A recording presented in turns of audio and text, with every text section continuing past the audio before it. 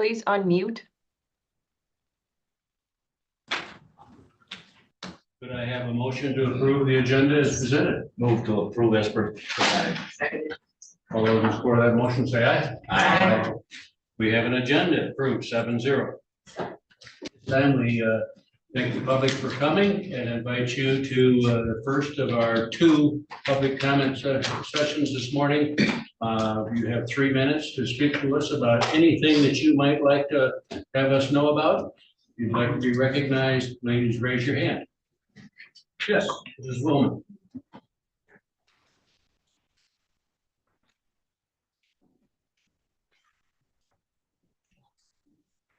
Jill Wellman, Centerville Township. I said in my last public comment that I wanted to support the employees and lobby for a better environment at the government center. I was particularly concerned by a comment I heard from a commissioner at last week's board meeting.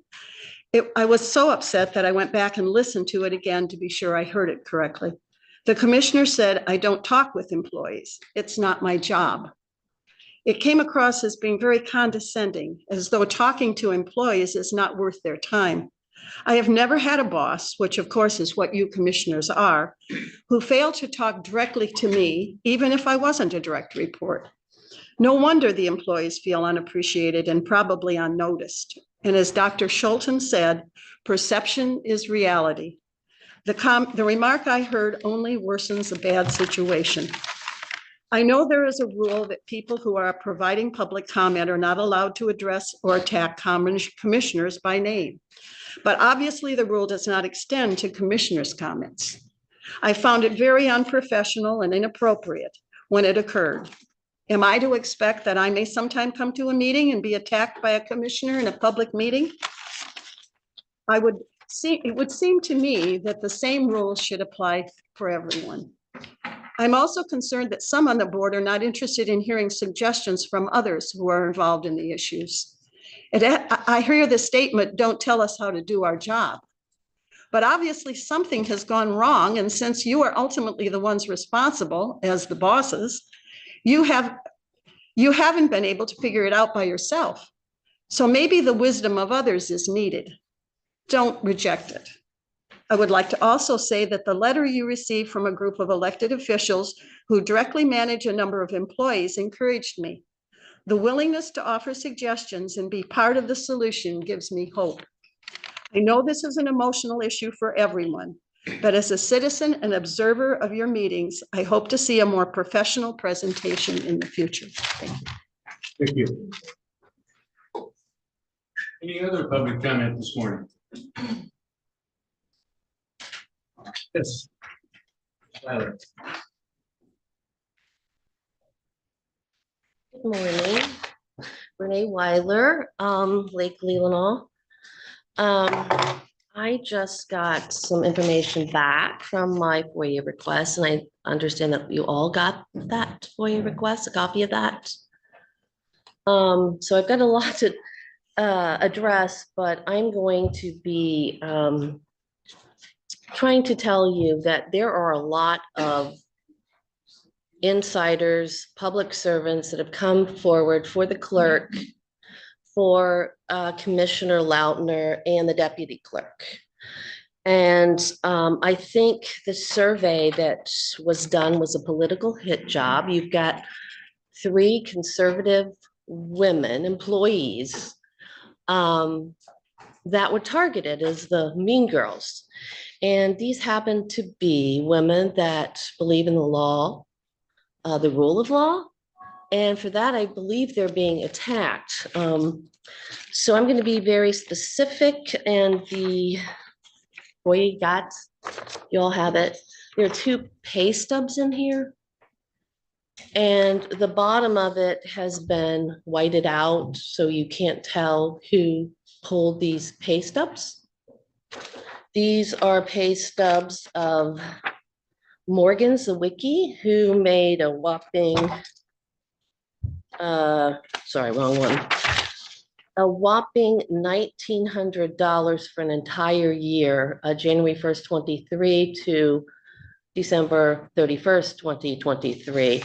And why is this daughter of our deputy clerk being targeted when there are all kinds of different nepotism hires? And honestly, we don't have people to staff our positions, so we bring in family members, do we not?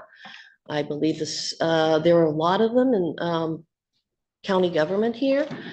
And then we have another one for Alan Crocker.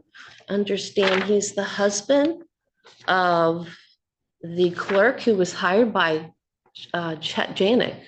Why is his pay stub in this FOIA? And why do we not know who printed these out?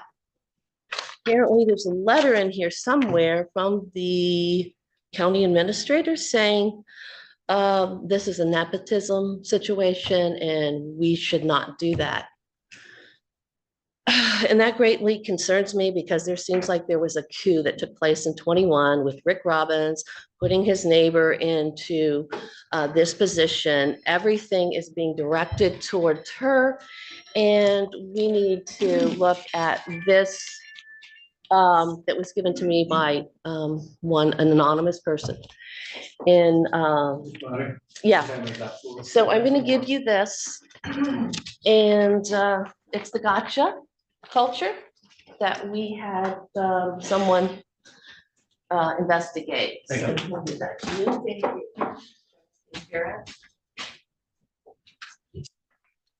Any other public comment this morning? Yes. I think you can hear me. Keith Sit Badoon. down for the microphone for All right. live streaming. Keith Badoon, Leelanau. I think with the problems that we have with the employees, I think if we took that Pledge of Allegiance more seriously and really abide by it, that might take care of a lot of the problems. Also, this fiber optic cable being distributed throughout the county. Right now, my provider, if the power goes out, I get no internet service. So with this new provider, are they going to credit everybody's account by the hour? If power goes out, their service goes down.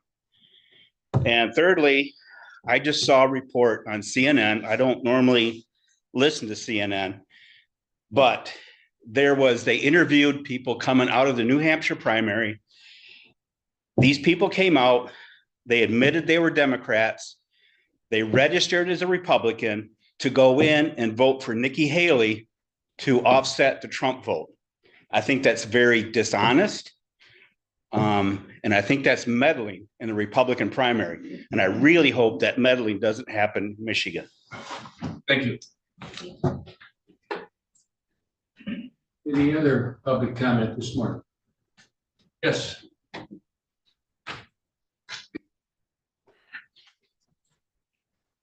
Carrie Onan, Centerville Township. Good morning. First, thanks to every one of you for your service as our commissioners. Thank you for placing such a high value on truth and for your desire to do what's best for our county. We really appreciate that in every single one of you. We know that's what your motivation is, and we appreciate it. Thanks also for remembering how important civil and robust debate is, and for demonstrating that crucial element of our self-governing community that a lot of us have never done and are astounded to watch play out. But we learn from history that it's very important to a well-functioning self-governing community. So thank you for that. We see how difficult that process is, and we appreciate you going through it with us and for us. Thank you. Just 2 points. My first one is regarding a prior public comment this morning.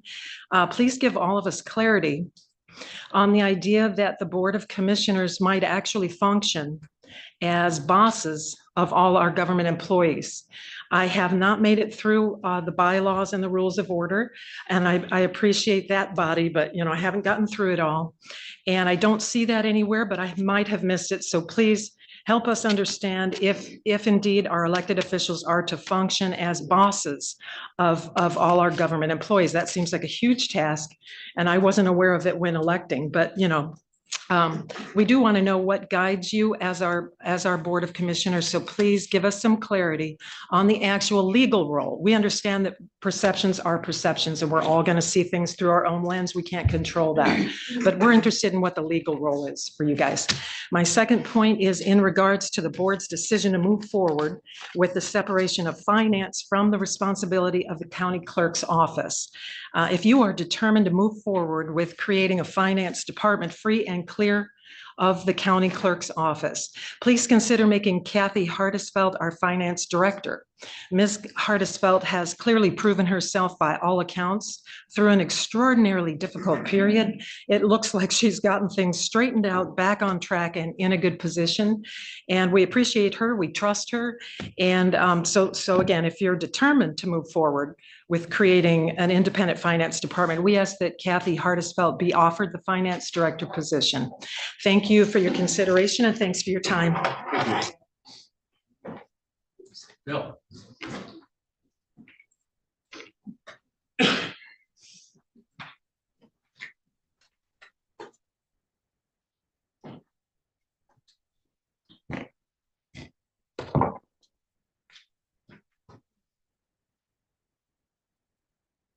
Bill Wiesner, Elmwood Township. And again, this sign says no fraud on one side in great big letters. You can find a lot of information on this at tcfamily.org. And the other side, one person, one ballot, one vote, one day. That just happened in Argentina and Taiwan. And people were really happy with it. And so where there's no cheating possible, no black boxes that we don't know what's inside them. Actually, we've seen them cheating lots of times. So why are we using these things? That would be a question. What is your argument, commissioners and county clerks and township clerks and village clerks, for using these black box voting machines? Why are we using this? Can someone give me a good reason? Okay, so the state orders it, or the state voted for it. They voted for it after they sent out all these unrequested opportunities to apply for ballots. That's supposed to be done by the legislature, not the Secretary of State. She broke the law 6 times. Are we going to follow that, or are we going to do what's good for Leelanau County?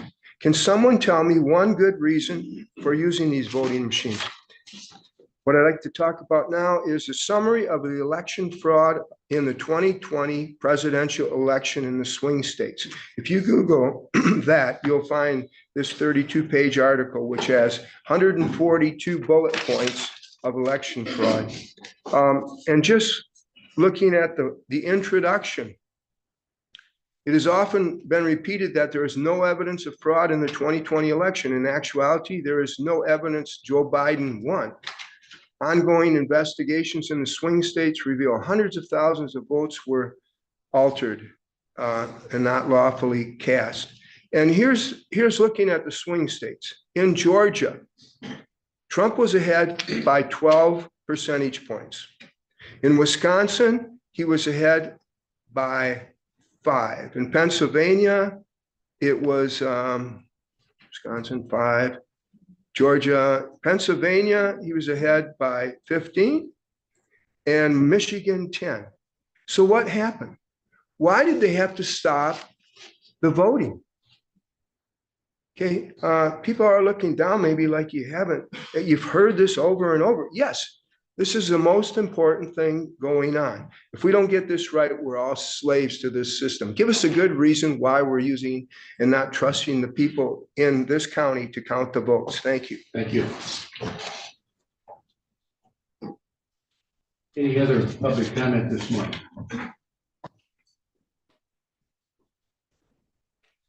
Very much. Any commissioner comment this morning? I just, Mr. Chairman, I have one. Yes. First of all, thank you for all of your public comment. I just want to I just want to say that, we've heard a lot about listening. And a person needs to listen to the entire dialogue. And I think it's kind of unfortunate to pick apart a comment and not listen to the entire dialogue, because certain commissioners mentioned talking to several employees and several employees talking to them. And as someone said, we have a legal duty. You hear it in our oath. We are doing our jobs. And it's very interesting that the moment we step out of that, we can be just as targeted for micromanaging, or just as targeted because we're talking to that department head or that elected official. So it just makes it very interesting, and it makes it very fun. So thank you for that. I think this will be a very interesting FOIA to read, because I would like to compile a list of all the connections within this courthouse, because it used to be the joke that if we passed a nepotism policy in this county, that we would lose over half of our employees. We have several connections within this courthouse, so to pick two is kind of alarming, and we will have to look into that. So I thank you for all the comments today. Thank you. Anybody else? Yes, Mr. Kramer. In light of us passing the comment survey, I'm going to propose that after talking to a few people that I work with that are in leadership positions over organizations, not necessarily governmental, but that we should potentially look at an organizational structure review to find out how all of our departments are working and what problems are necessarily bottlenecking us and or creating these rifts and divisions that are happening within the building. So I'm hoping that we can maybe research that and take a real good look at that, because I think that might be contributing to some of our issues here. So that is all I have for today. Thank you. Anybody else? Well, at this point then, we're ready to move to our agenda. Ms. Allen, would you introduce our guest? Absolutely. I'd like to introduce you all to John Amron. John is the Government Leadership and Finance Educator with MSU Extension. He's actually here today at the request of our Interim Finance Director, Kathy Hartsfeld, the board, and also some conversations that I had initially had with John.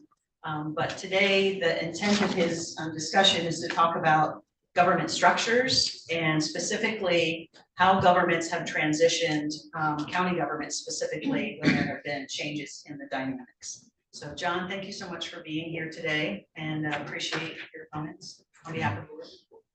Thank you. You're welcome. A reminder that this is a committee of the whole. It's relatively informal. So if you have a question, just get John's attention and ask the question.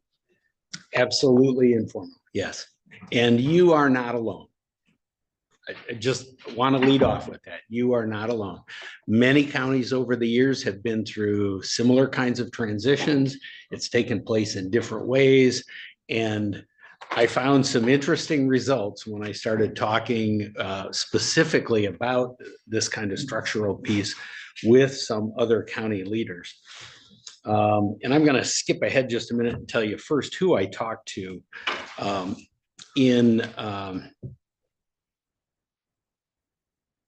okay. Yeah, can't read my own handwriting. In Roscommon and Manistee counties, I talked with both the administrator and the board chair, and the invitation was to both of those folks, figuring that I would get kind of a board perspective and then also the administrative perspective as well. In Ogama, Crawford, and Sheboygan counties, I talked with just the administrator. For whatever reason, board chair wasn't available. I know it was a scheduling problem for sure in at least one of those spots. In Wexford County was a little different, and I'll come back to that more a little bit later. There, the conversation included the administrator, the treasurer, the deputy administrator, who is their HR director, and a finance consultant that they work with on a regular basis, who also knows a little bit about how things happen in other counties. And she shared just a little bit of that as well. The clerk was invited and wasn't able to make it. They had to reschedule because of the weather last Friday, and we had that conversation yesterday. So that was a really interesting conversation. So I led off the conversation sharing that, as I had been told here, there were kind of three structures that you're considering. One is basically the current, where the finance director reports to the administrator.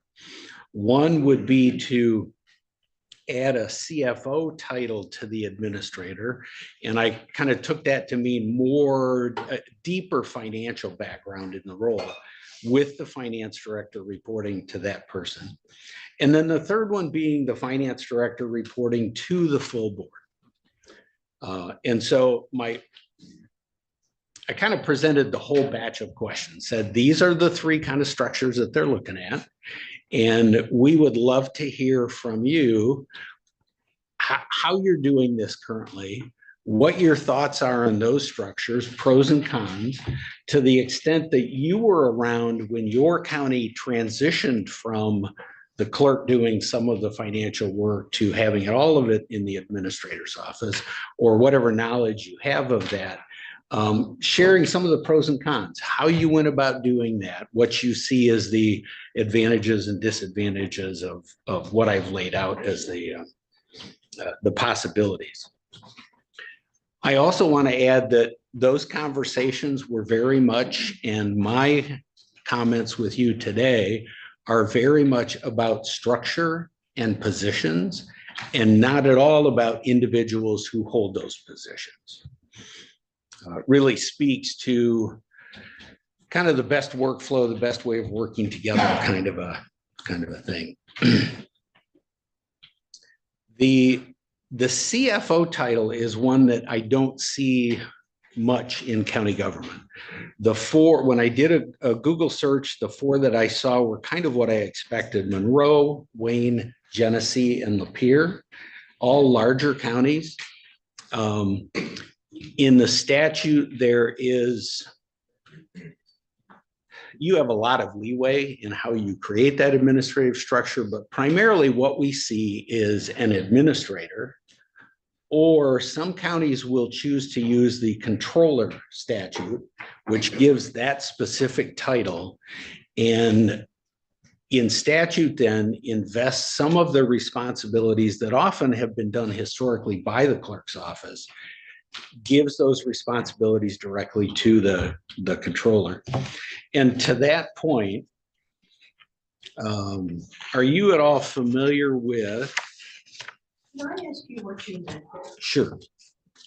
By What you just said gave some of the clerk's responsibilities to the control. I'm not sure. There are things like accounts payable, payroll, some of those, and I don't have the statute right in front of me, but there are a couple of those finance pieces that, when finance isn't all in the hands of the administrator's office, have typically historically been done in the clerk's office. And I'll come back to that a little bit, but there are at least a couple of those that the controller statute specifically says those responsibilities belong to the controller. So by hiring a controller, you're kind of making that decision already then in that process. Some folks don't like the controller statute. They don't like that position. One is the title. Yeah. It's about it's about financial control. It's about a lot more control too. It not only does it take responsibility away from the clerk, it takes some responsibility away from board commissioners. And does it take a 5/8 of the board to get to? Has that changed? It would take, I believe, 5 of 7 to remove a controller once put in place, correct? I think the percentage, I think the fraction is 2/3. It's larger than a majority. And I was coming to that. That is one of the things about the control. Well, let me finish on the. Elected position. It's not an elected position, no. It's hired by the board, very much like the administrator is. It just also has that little statutory piece. One of the other objections, people just don't like that it sounds like that person's going to control everything. So that's a piece of it. So what do they take from the clerk?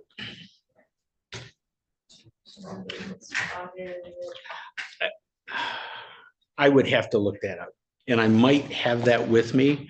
Can we come back to that one?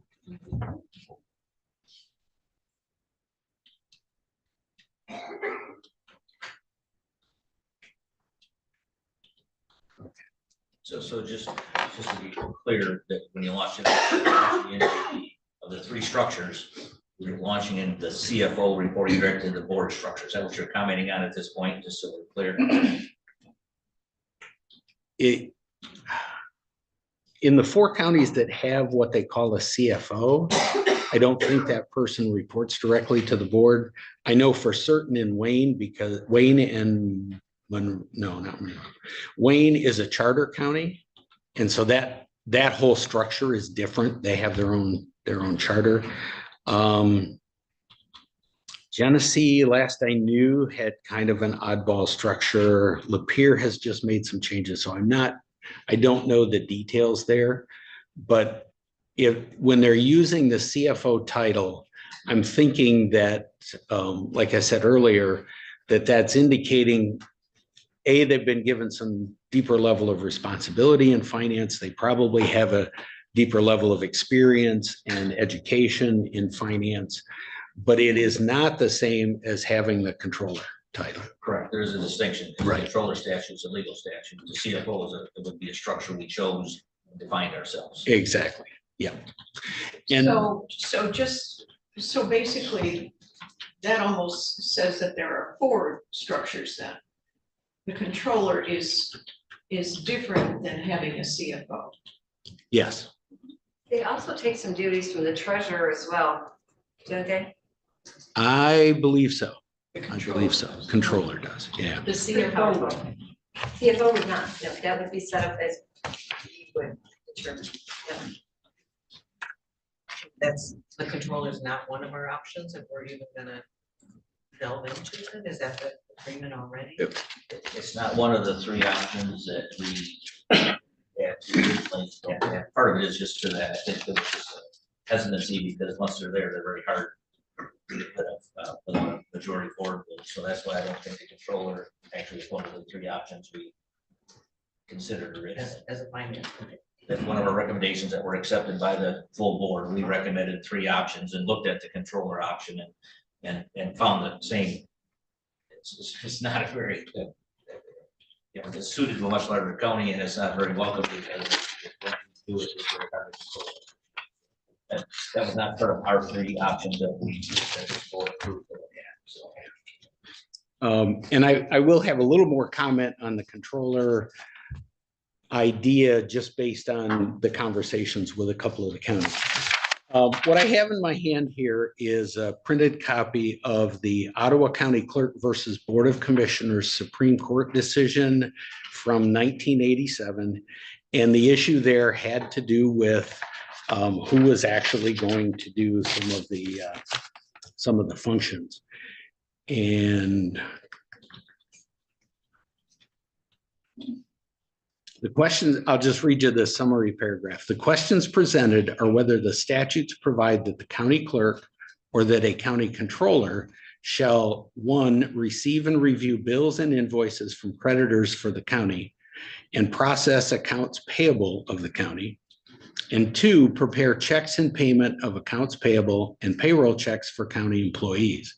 We conclude that the statutes do not mandate either that the clerk or controller shall do so, but rather that it is the prerogative of the County Board of Commissioners to determine whether the clerk or a controller shall do so. We hold that it was within the authority of the Ottawa County Board to provide that accounts payable and check writing functions shall be performed by its controller. And that same principle then also, I'm quite certain applies. It's the board's decision who's going to do those functions. And so you also have the authority to hand those functions to an administrator. And I think I did mention in our previous conversation a little bit of wondering on my part whether there was some sense of an incompatible office situation with a clerk doing work that's the authority of the county board, given that the clerk is an elected official. I've never seen that any place in a court decision, couldn't find it. I was able, through a highly respected county administrator, bigger county downstate, to be connected to an attorney who's done a lot of work. In fact, I believe was one of the attorneys for Ottawa County arguing in that Supreme Court case. Got an excellent reply back from him. He pointed out several things that I have read in the past and didn't recall, and made it very clear that it's not, for a number of technical legal reasons, it's not an incompatible office situation. So if any of you heard that and went, oh, that's maybe a concern, that is not a concern. I want to be very, very clear. Yeah. Incompatible office. Sorry, I'm just not following. Go ahead. For the clerk's office and. There's in the incompatible office statute, Yeah. it basically says one board or official can't be subordinate to or supervisory of another elected official.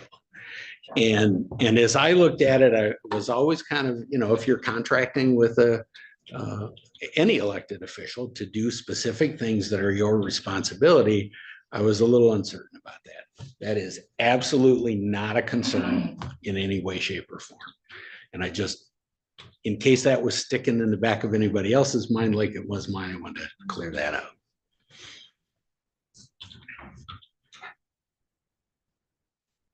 Okay,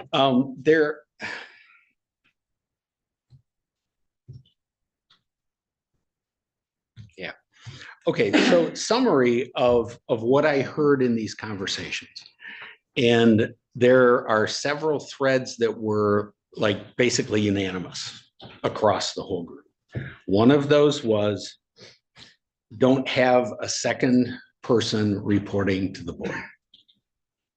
Everyone was very clear from both a board chair point of view and from an administrator point of view that having a second person reporting sets up more of a potential for posturing and battles and whatever kind of things between those, what would be the top two administrative people in the county. It also creates more work for you as a board, for the board chair in particular, having that supervision of both, and you wind up being what has to keep them working together, as opposed to a structure of employees where an administrator supervises HR and finance. And I heard that relationship described by several people, mostly amongst the administrators, but the board chairs as well, as one where the teamwork is critically important. Where actually going so far as to describe the administrator as the manager, the team builder, the one who pulls all of that together, has knowledge of everything that's going on in the county operation to some extent, and can pull that all together, working with the rest of the team to bring you single proposal, to look at and weigh the pros and cons and make your decisions on. So that opinion would argue against our option of a CFO direct report. Yes. Or 3 options. As you Yeah. say, that's not a good idea. Yeah, they were unanimous from all 6 counties. You really don't want to go that. And it wasn't just about CFO or control, whatever. It was, I think if anybody was thinking, we ought to have an HR director that reports directly to us, or we ought to have whatever reporting directly to us, you run into those same kinds of complications and additional workload. John, Yes. so we have a county that doesn't have an administrator, but you must not have talked with them because everyone reports to the board of commissioners there, correct? Is it Which county? Kalkaska, at least it used to be? There's no administrator, everyone reports to the board of commissioners? I don't know exactly how Kalkaska structures that. I'm guessing that it's probably department heads that all report in some way to the board. Some counties, in addition to having clerks carry some of that financial administration load, have also, I kind of think that's what Masaki did a number of years ago. Paid an additional amount of money to the clerk to serve also really as county administrator and take that supervision piece of it. John, I do know that Kalkaska has just hired a new county administrator. Okay. So it was Kalkaska they had, and that was, they said their first then. No, they had, I know a bit of that timeline because I was involved in it just a little. They had a controller a number of years ago, and it sounded like there were some issues there. I didn't know in depth. At one point then that controller decided to leave and go elsewhere. And they made the decision to not refill that position, or they couldn't fill it, or I don't know exactly the details. Probably. Yeah, it would have been late 90s or very early 2000s, I think. And so then consequently, they were working with the clerk to handle a number of those responsibilities. I don't know exactly which ones. And they asked me to come in just about a year ago. We have a presentation on the various forms of administrator structure that are commonly used in the state of Michigan. So I did that presentation for them. And, the other piece of that, to Melinda's question, is that often individual commissioners will take a bigger role in overseeing a particular department. And there were a number of them leaning towards going back to having some kind of an administrator. I think at the end of that conversation, they pretty much were unanimous that they wanted to head in that direction. I knew they had posted it and been looking, and I hadn't heard that they had actually. When I said that, and I don't know if they finalized the deal, but they've selected candidates, and I think they've made an offer. Okay. I did hear that one of the considerations in their conversation, and I don't have a clue if that's an issue here in Leelanau County, thinking in terms of maybe leaving some responsibilities with the clerk, or if I think there was a point of frustration in the search process as well. It seems like it's taken them a long time. They may have considered just wanting to continue. I know I've met the clerk there, worked with her on something 8 or 10 years ago. And what was shared with me by someone else was a concern there about structure. And if that clerk decides to retire and not run this fall, which I understand is a possibility, she hasn't made an announcement. Did they want to, how was that unknown in the near future going to impact the decision they were making today? That essentially is the question. And I have no clue if that's a concern here or not, Yeah, I but, wasn't sure how much that he said, but I think you're dead on. So the second key point that came through quite clearly was that the administrator doesn't have to have that deep level financial background. As long as there is a finance director in that administrative group who has that deeper knowledge, has that deeper background. Go back to that thought about the administrator being the team leader, the team convener, the getting the group working together and making sure that all of the input comes in that is needed for decisions. To the point actually that in Manistee County, Lisa Segala is the administrator controller. They've used the controller statute. Jeff Dance is their board chair, and he was as adamant or more so than anyone that I talked, no, not quite, any of the board chairs, about going to the controller statute. There's some kind of a historical issue there way back 20, 25 years ago. And there were elements of using that controller statute that resolved that particular issue. And so Jeff's a strong proponent of that one. But Lisa doesn't have that deep background. She has enough understanding to grasp what's going on to then be able to have a finance director who's the expert on finance and has that background, has that education, and brings that strength to the team. Just like oftentimes, you're likely to have an administrator who's going to have more strengths in either HR or finance, probably not both. So it's the same kind of depending on your staff that you would have if an administrator didn't have the HR background, had the finance background, and had to depend a little more on your HR director.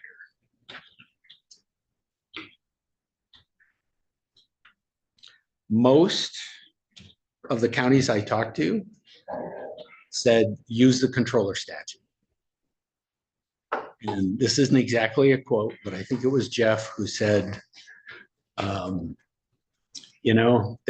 one extra vote, that's the one downside of, in his opinion, that's the one downside of having a controller. If 4 of you are unhappy with Deb currently, you can make that decision to change. If she's a controller, it takes 5. And like I said, I think that it's a 2/3 vote that requires. Yeah. And go ahead. So what do you think the difference then in his mind would be between a controller and just a CFO? The difference clearly is that the statute gives certain responsibilities to the controller specifically. And I guess, one side of my brain says, you have those responsibilities. How is that any different working with another elected official? And it's not just always issues with a clerk. That's where the finance piece goes, but other kinds of things come along. And it puts those responsibilities then specifically in the controller position rather than you having to give it to an administrator. Seems to me like either way, the statute in the court case is pretty clear. But in counties that have been through that over the years, there was a real preference for that, using the controller statute. And who was it? It was Al Vanderberg, the current administrator in Kent County. I remember a conversation with him several years ago talking about that whole issue of that supermajority being needed. And Al said, if I'm sitting here and I've got 4 commissioners who aren't happy with what I'm doing, and it just takes a 5th to get rid of me, he said, it doesn't matter.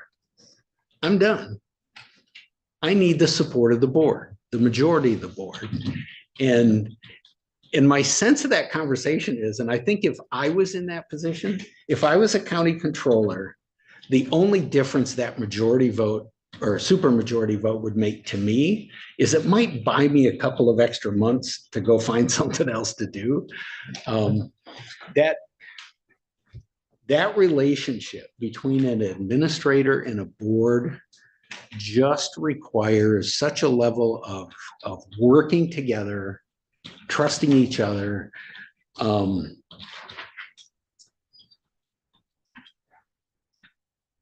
Yeah, and beyond that relationship as well.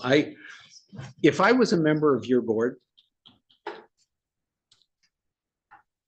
part of the way I would see my job, I'm working for the people of the county. That's critically important. I need to be a part of a team on a board. And I teach this to boards of all kinds, nonprofits, local governments, whatever it is. I think it's true of all boards. If I'm on your board, yeah, I have a responsibility to the people who voted for me to come in and say my piece, make their opinions known, make my thoughts known on how we ought to do certain things. But once we as a board have made a choice, here's the path we're taking forward. That's where it gets tough for elected board members. It's a little easier when you're on a nonprofit. For elected board members, the people who vote for you have to understand where you're still coming from and maybe that you didn't agree with that one. But it's also critically important for what's the word I'm looking for? The working relationship, the reputation of a board in the community, that the board speaks as one. If I'm one of those folks who voted no, and all 6 of you who were, I don't know who I'd replace, but it's 8 of us, all 7 of you were on the other side and said yes. When it comes time to talk about that issue with constituents or publicly in some way, shape, or form, some days I might still feel like I ought to express my concerns, but I think I also have a real responsibility to say, at this point, it doesn't matter what my concern is. We as a board I'll come to you in just a minute, Melinda. We as a board made a decision. That's our policy at this point. And I'm going to do everything I can to uphold that policy. And I understand that's not easy. Melinda. Back to the administrator CFO Mhm. discussion. Mhm. Okay, good. I was done there. That was one of those. Yeah, anyway. So most said use the controller statute. And John, this is of the counties you spoke to? Yes. Roscommon, Manistee, Yes. that whole list. Yes, There. Roscommon, Manistee, Ogama, Crawford, Sheboygan, and Wexford. And as I mentioned before, I chose those 6 because population was fairly similar to Leelanau, and general fund revenue was fairly similar to Leelanau. And those were just kind of the 2 measures I used to look at. And then knowing a little bit about those counties, there are some clear differences in a number of ways, but similar enough situation in the finance area, I think. I guess I'm just not getting why having a controller is better than a CFO. It's not. In their minds, why would they? I think a common thread in those who really like the controller statute, there was some kind of a situation at some point in their history where, whether it was real or perceived on the part of folks in county government, having some responsibilities vested in the controller in the statute made a difference. So I guess to hop in and help, there's a difference between a CFO is what we would define it to be by our decisions, exactly, nothing more and nothing less. Yeah. A controller is defined by statute, so it takes Yes. some of the responsibility, chattering, arguing, That's Debating. debating if you choose it, yes. Spirited debating, yes, spirited debating, but in any case, that's the crucial difference. The one roles are defined by law. Right? Yeah, you have hit the nail on the head. If you call it a CFO, it's just like an administrator in that it's up to you to decide basically entirely what you're gonna have that person do. Then the fear you have to get over with the controller side is the supermajority. That's what. If you think that could become an issue. Yeah, and a controller, I believe by that statute, does not have to have financial background. But yet they have all that control and all that responsibility and all those duties. So where a CFO, you are getting financial knowledge. Bottom line. Why would we hire someone with not, Would be no background? It would be ill-advised of this board to hire a controller that has no financial background. I'm just stating the statute. I'm not saying I would hire someone without a financial background, especially if that's where we're going, but that is another difference. I'm not sure where, I just looked up Calcasas and Chet Janik is one that wrote the job description, which is kind of interesting, and it was admin and CFO. But if I have a controller and I have a separate finance department, okay, is that controller in the finance department? I mean, let's set the offices up, okay? We have 3 people or 2 people now in our finance. Is that controller, is he part of the finance, separate from the county clerk? Is it a standalone office?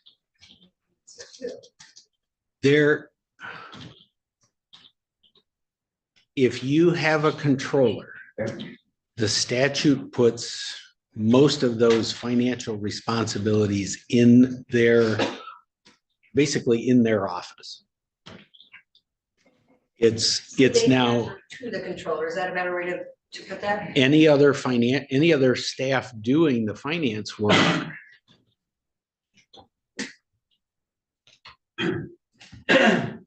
I suppose a controller might come in and say, hey, this is my responsibility, but I'm willing to have staff in some other office do the work. I can't imagine that happening.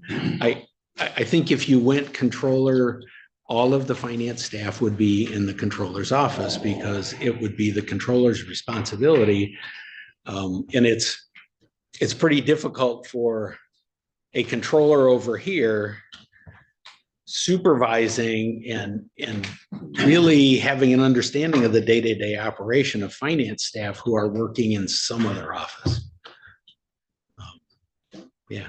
I know this really isn't on the agenda, but this concept is permeated in my brain. The idea of having an organizational structure review going hand in hand with, with the responsibilities and different titles that you're providing. I feel like those 2 things could go in tandem. So this board would understand better how our day-to-day operations are, and then getting the leadership necessary in order to conduct all of these operations at their full capacity. Do you think the board should consider something like that? Because I think we're kind of maybe lacking in that direction a little. Some insights as to the entire ecosystem of the government and how they all function together. That's where I'm struggling. Like, we're gonna go ahead and make this choice, but in order to know which choice is the best, we kind of have to know foundationally how these are all gonna function together. Because I think that's probably one of the reasons that we're having these issues, right? But look at your professional opinion and like to hear some input. Not knowing all of the detail, it's hard for me to point a finger at, this is the piece of Right. structure that's the issue. Yeah. There might be some value to doing that. I don't know that I've ever heard of a county that's a new thought to me. And so I really don't know. Thank you for your job now. Those are hard sometimes. Yeah, they are. Wexford County, the conversation yesterday, this is the one that was very different. Because we had the entire team in the conversation, except for whatever reason, the scheduling at the last minute, the clerk wasn't able to be a part of that. Joe is an administrator. They continue to do those accounts payable and payroll functions in the clerk's office. They had long time, at least 20, maybe 30 years in each position, clerk and treasurer, who between them and the administrators who worked at the time created probably the three words that I think Joe used yesterday were communication, working together, and teamwork. And that has been a real feature in Wexford County dating back to those previous clerk and treasurer, elected officials, and carrying forward to today with an administrator who's the former equalization director, so has been a part of leadership for a long time there, a deputy administrator who was somehow involved in administration or finance in a support role. The new clerk, new treasurer, new a few years back, who had, I think, worked for those previous folks. So there is just a long time track record of that kind of everyday, everything teamwork. And if I've got a question, Joe, still in the administrator role, functions as kind of that team leader on finance. But they all work together so well that there's just no issue with where the work is being done. When he needs an answer, they can work that out. If he needs to get input from multiple different directions, he pulls them together and they talk about it and figure out what kind of a recommendation they're going to make. So in a situation where you still have what looks kind of like the older style, back in the day before we had administrators, the clerks did all of those financial things. The real key to making that work is we are a team. We are going to work together. We are going to figure this out and make a good recommendation to the board. Question, Jamie? No, I kind of want to highlight something that you said, because I think it harkens back to kind of some of our issues here. I hear internal hires, people who've shown loyalty to the county, people who've been there, who have done the job and have a good understanding of how everything functions at a very base level. That you're stating with Wexford, that they really promote within and move to, it sounds like they moved people to various positions. In terms of the administrator, yes. In terms of the clerk and treasurer, it was the voters who looked at those. She mentioned a deputy new as well. folks. Yeah. Yeah. And the deputy, yes. Yep.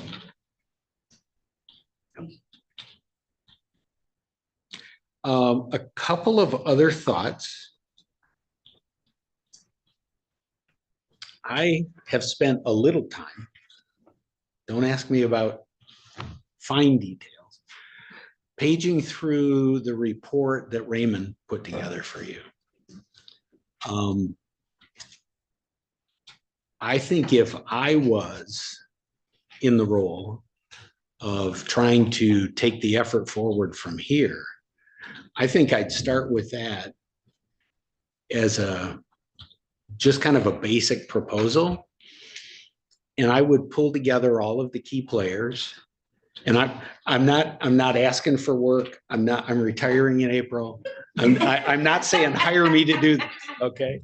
But if I was a part of Leelanau County government, I think I would start with that, get all of the players together and say, let's walk through this thing piece by piece And if there are places you have concerns, places that you think we can do better than what's recommended in there, let's talk about those. Let's see if we can improve it.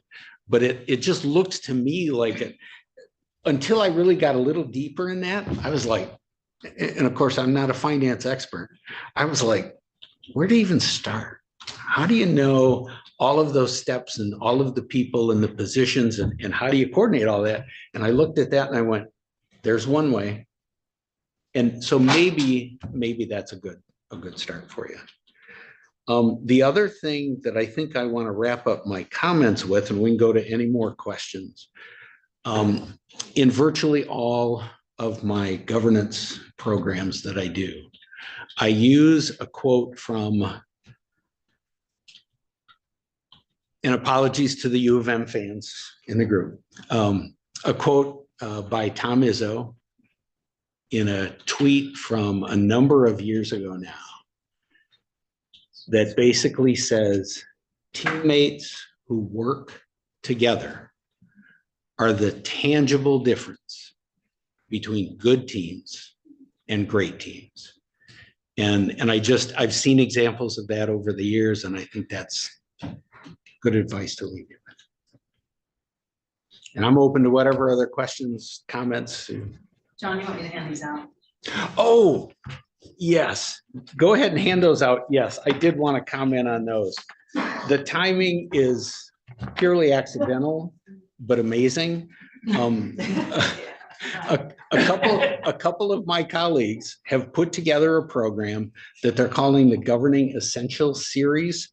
And it will occur, it's all on Zoom. It's March, August, and each of the 3 sessions will happen in March, in August, and December. One is on the Open Meetings Act. One is on, it's an introduction to parliamentary procedure. And the other is Components of Extraordinary Governance, which is the piece of, I'll give you a real short history on that. We were teaching some governance things that were out of the policy governance model.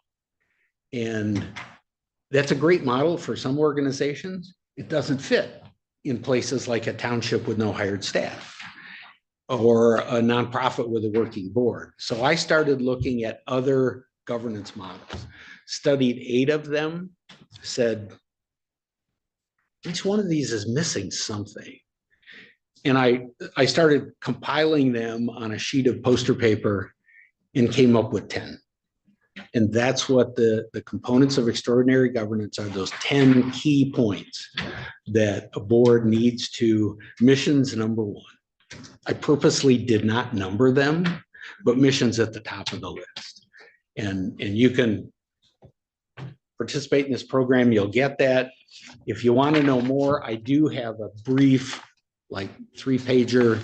I have some copies of that with me that kind of gives you a rough outline of that. And was written several years ago and has been updated a little bit. John, are these the same folks that you co-taught us are required? They are both. Eric, yeah, let me give you a little more introduction here. Eric Walcott is based on campus. And he does a lot of similar kind of work. His focus is more in finance. And at a little higher level, it's not, I don't think he's gotten down to the details in county government, but Eric is now the leader of the new commissioner, I want to call it new commissioner workshops, new commissioner school. Yeah. Yep. Eric's now the leader of that team. Beth Prycookie is based in Antrim County. Her specialty is parliamentary procedure, effective meetings. She's a great facilitator. If you ever want to do some strategic planning, she's a great one to help you put that together. And they are the 2 who have really pulled this program together. John's given us a lot of information. We do have our capital improvement plan discussion, but let's make sure we get questions for John first. So anything else for John? John, I just want to recap. So how many counties did you speak to? The total number of counties, just, 6 plus a little help from Ken. So no, basically the 6. 6 counties, and out of the 5 of the 6, the recommendation was to use the controller statute. I'm trying to bullet point presented to us today. You said the vast majority. I mean, I guess I'm trying to understand. I think it probably was 4 of those first 5 before I got to Wexford.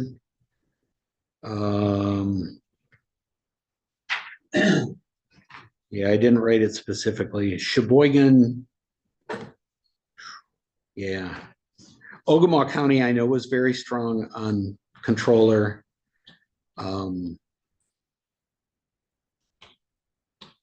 Manistee was very strong on controller. I think Roscommon was pretty strong on controller. So yeah, 4 or 5 of those 5.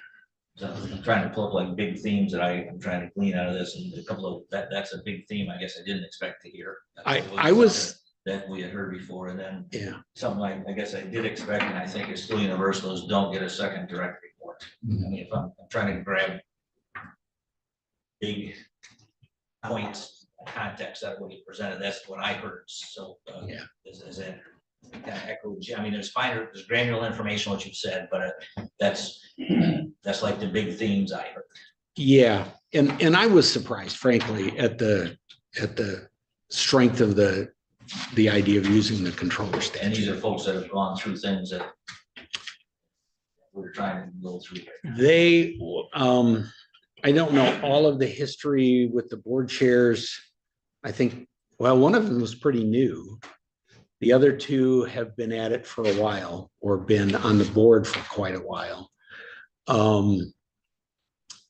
The administrators, Jeff Lawson's been at, and all of them said, if you had specific questions, you wanted to talk to one of them, they're happy to have a conversation with you.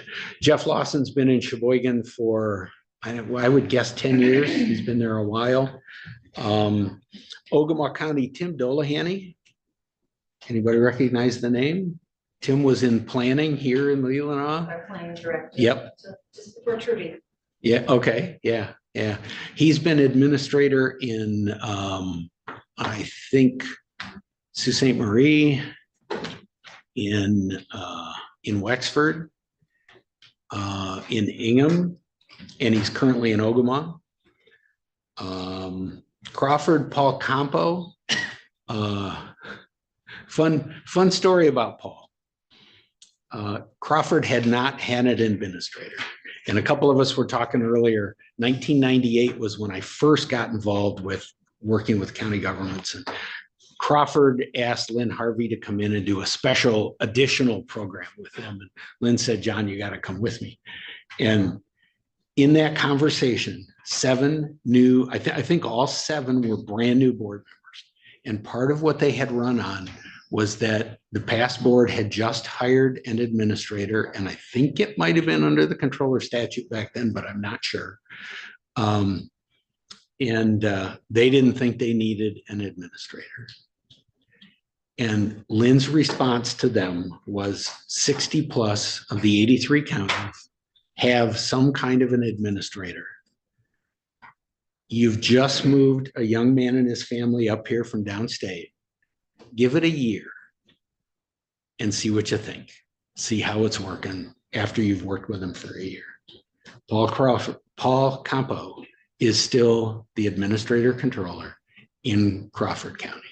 And Paul, from day one, I know, was working both to build relationships with his board, but also building relationships and learning from his clerk and treasurer at the time, who I'm sure have turned over at least once, maybe a couple of times since then. In addition to the highlights that Doug pointed out, you referenced the downside on the controller was that we don't have as much flexibility with the job description and how we might utilize other team members. And the chief financial officer, you could have more flexibility. Yeah, whatever other title you give to an administrator gives you a little more flexibility in some of those roles, whether you want to continue having the clerk do it or bring it into your own or, So, but we didn't go into a lot of detail. I didn't miss the parallel of Wexford County, basically operating as we did before 2021. And before 2021, we had no audit findings outside one that was outside of our control. Twos going out on time, no problem with our audits, bills being paid on time. I mean, I could go on and on. And that was when finance was under the responsibility of our clerk. So now fast forward with an idea of alleviating the clerk of the day-to-day responsibilities of the finance department. Is it possible to have an independent finance department? Yes. Who is that finance department going to report to? The administrator, the board of commissioners, or the clerk? And be an independent finance department? Got to report to someone. if you had a separate finance department, I'm gonna go further, but yes, go on.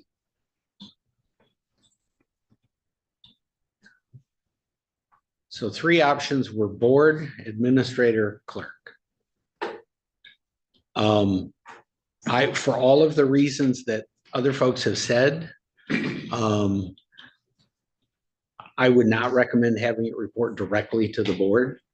I think that creates more issues down the road. It's more supervision on the part of the board, more coordination on the part of the board. And I think it handicaps an administrator to be out of the loop on the finance side of things when it comes to the kinds of recommendations an administrator has to bring to the board on a variety of issues. And for that reason also, if it was me, if I was sitting in your chairs today and I was making the decision, I would put finance under the administrator. Everything except the constitutional and statutory requirements that stay in the clerk. There's kind of an element of checks and balances there in terms of the record keeping in the clerk's office. But if it was me, my preference would be to put it under an administrator. And then you've got the administrator, you've got finance, and you've got HR together in that department. And you come back to that, you've got that team now who has the bulk of the knowledge that's needed to bring recommendations to you as a board. Now, what you left out though, of course, number 1 would be personalities and the second would be financial knowledge. And I think that is key. So to that point, and I'll go back to the example of Manistee County, where the administrator is a controller, but does not have that deepest financial background, but has it in the finance director that works in that office. And it seemed to me like there was one other that similar kind of a situation said, hey, I'm not the finance guru, but I've got somebody who works for me who has that knowledge, who runs that office. And I know what I need to know to oversee it and to bring it all together as a team.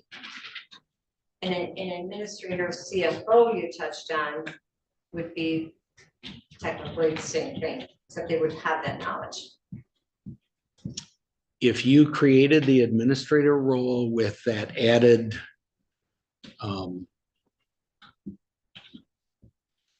Leelanau County is big enough. I don't think I would want to hand the whole administrator role and the whole finance supervision role to a single person. I think you'd still need to have Finance director. A finance director probably in there, Gwen? But you could have a CFO who's a CPA. And has a finance department reporting to them, so they have the deep knowledge. With a finance director. Reporting to the CFO, so between the two of them. They can sign off on each other's work, etc. And that person is also the administrator. I think. Higher level of understanding. So, yeah, so you're saying essentially the administrator, if you, whether or not you give them the CFO title, the fact that you might hire somebody there with the finance background.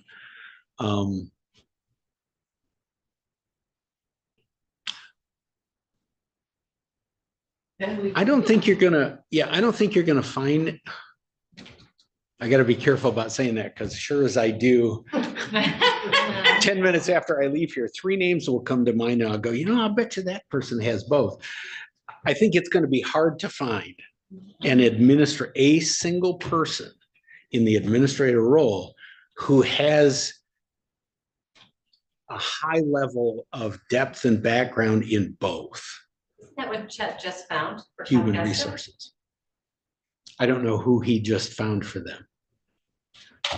There may be a few out there. Yeah, so we're, in going back to 2021, and that is basically what we had without the CFO title.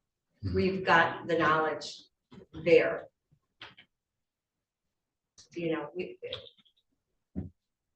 That's what we had, that's what we still have. We've got. You had the knowledge on the background on both sides with Chet, is what you're saying. Well, finance report directly to the clerk. And we have 2 high-level finance people in our clerk's office. That with an independent finance department, they could easily report to the clerk's office. We've got that knowledge there. That, and that kind of falls into personalities. That I won't go into deeper. But we do have that today, fortunately. I'd like to follow up on something that John said that I think is related to what you're saying, Commissioner. We need to follow the Raymond report. And I pulled up an old intermediate and long-term plan that came from the finance. I think this is old because there's red on it, but nowhere on this do I see that we will be using the Raymond report as part of our information gathering on this. So I think that's needs to be written down, that document needs to be referenced and used as a guide. And I also believe that inside that Raymond report, it was firm that there should be a division of finance out of the clerk's office. Am I remembering that wrong? But I believe that was like clear as cited in that report that that probably is a better route for us to go. So I just want to make sure that we update this as we go through this intermediate phase plan and long-term plan, that we are utilizing the Raymond report, which we paid for, and we got some really good information. Toughest job of the chair is to get through the whole agenda of our this meeting and our next meeting. Any final thoughts for John? This has been very helpful, John. Very helpful. Thank you, John. Thank you very much. You are welcome. And we have his contact information in his email, so if you want to reach out to him, I know he'd respond, right, John? Oh, yeah. So we could follow up. Might be a little slow because I'm half-time these days, but yeah. And peddling your new book, New book. or your new edition of your new book. That one's not gonna be something that I do. Okay. Well, unless you're referring to the 5th edition, the one that we put out, That we've all used. 3 or 4 years ago, which is now out of date in at least one element because you're all going to 4-year terms come next year. And there's been a little talk about maybe downsizing it a little bit, but there's no team really in place yet to do that. So. Thank you. Yep. Let's take 5 minutes and then Kathy Hextall will come here and help us walk through the second meeting.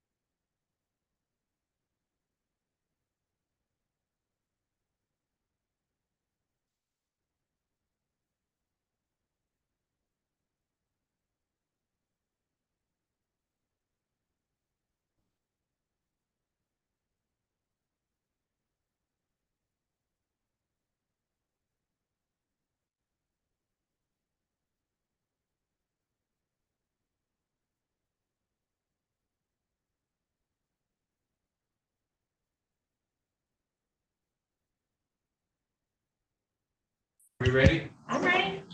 And Commissioner Rexroad, as finance chair, has agreed to kick this off and make some comments about how we proceed. And then Kathy's here, and I know Kathy, Michelle, and others met with the treasurer last night. And so I think we got the people here that need to move us forward. Doug? So, thank you, and thank you for all the work, Kathy, the treasurer, and administrator, chair put together to get to this point. A lot of work on your part, Kathy, so I think it's just appropriate that you lead us through what you're presented here, and I think it's the same thing, kind of an open format. At any point there's questions, just be respectful of your fellow commissioner and give her our attention and move forward. Kathy, the floor is yours, and John is here for questions if needed, so. Yes, and I did specifically speak with John to work collaboratively, which I think is hugely important when we are talking finance, especially with regard to funding and the timing of that funding, because we do have a cycle that is historical and that needs to be recognized and respected. So thank you, John. He already given the nod, so you don't need to look past me. You got his approval that this is good to go. So the 2024 operational budget that you passed in October or November 21st, we postponed some of the big capital outlay decisions. I took over for my predecessor, my successor and my predecessor, I guess I should say. And I read the room and understood, I believe, where we're headed with regard to capital outlay for 2024. Starting at the top of your first page that I handed out to you, and I have some extras if anyone would like to follow along. You do have a commitment to Point Broadband that was made by a previous board. It's a $5 million investment in their $17 million project to put broadband on the east side of the county. The outstanding, we have designated 3.2 million of the 5 of our ARPA funds, leaving 1.8 million unfunded. The projected finish date for Point Broadband is completion in 2024. In speaking with Chris Scher, cooperatively in a conference call with Administrator Deb Allen, Chair Ty Wessel, Patricia Sotis Little, and myself, Chris assured that he would let us know if he felt that this would not be completed or if anything was not going as planned for 2024. But the goal is to motivate toward a finish date of Point Broadband by the end of 24, utilizing his expertise to shepherd this project to its fruition, and also vet the bills that we get from Point Broadband, that those cabinets are lit and functional for those residents. So in the next meeting, you will have a proposed contract for the completion of Point Broadband for DCS technology to shepherd this to fruition. That's in your next meeting. So we have the 1.8 million that we owe to Point Broadband to complete that contract. The proposed contract for DCS technology for the 2024 work that he will shepherd and vet for a total 24 project of 1.896 million. I'm recommending that this board recommend that we assign the remaining ARPA balance of $858,187, which includes $15,000 plus of interest that the treasurer has earned on those dollars toward that balance of the project. And in speaking with the county treasurer, we have decided collectively that the balance would come from DTR, $1,037,813. That would pay for the balance of Point Broadband and for the proposed contract for DCS technology. There's an asterisk next to the 858,000. That's your ARPA motion. If you decide that that's what you'd like to recommend, there's 2 asterisks next to DTR that will also include heat pump purchases. Do we have any questions about Point Broadband before I go to heat pumps? Yes. Yes. I'm not willing to commit that remaining 858 to Point unless we also know we are going to come up with money to complete the western side of the county. That also was kind of always held in reserve because we knew we had to finish the western side of the county. Yes, So I really don't like having it worded that way. I understand. We do have at the bottom of the page, as we move through this, we recognize that the charter component is not really a project yet. We're still in negotiation with charter, and that's another issue that Chris is shepherding. And we know that with his help, his expertise, the 3.9 million that charter was asking us for has been reduced to approximately 1.1 million. And that is because with Chris's help, the Robin grant, we have gotten that commitment down with his expertise. It will become a project once we have a negotiated contract with charter, which is still in the works because Chris is looking at where charter has gone into the western side, where it needs to go, mapping that out and pinpointing all those households. So as he is lending his expertise to that, I agree, Commissioner Algar, we have not embraced this as a project, but it was a potential commitment you've made to the residents on the west side that was 3.9. Now it's down to 1.1 and it'll get better, I believe. I can't say it'll get exponentially better like it did now, but we will look at that. The treasurer and I did talk about that. And because of timing, I think that that might be something that we look at over a couple of years. To fund, we could enter into a contract, but to pay for it, we might borrow money because it would put us in a bit of a cash flow. As long as there is a commitment that we will follow through. Sure. On the west side of the county and not wait a couple of years. Correct. There has to be that commitment. We're all surprised that Gwen mentioned that. I know. Yeah, and that's why it did not drop off the list. And There are some things you can count on. And to that point, when we looked at this proposal and the contract early in December, Commissioner Rexroth did bring to attention, we're not in contract with charter yet.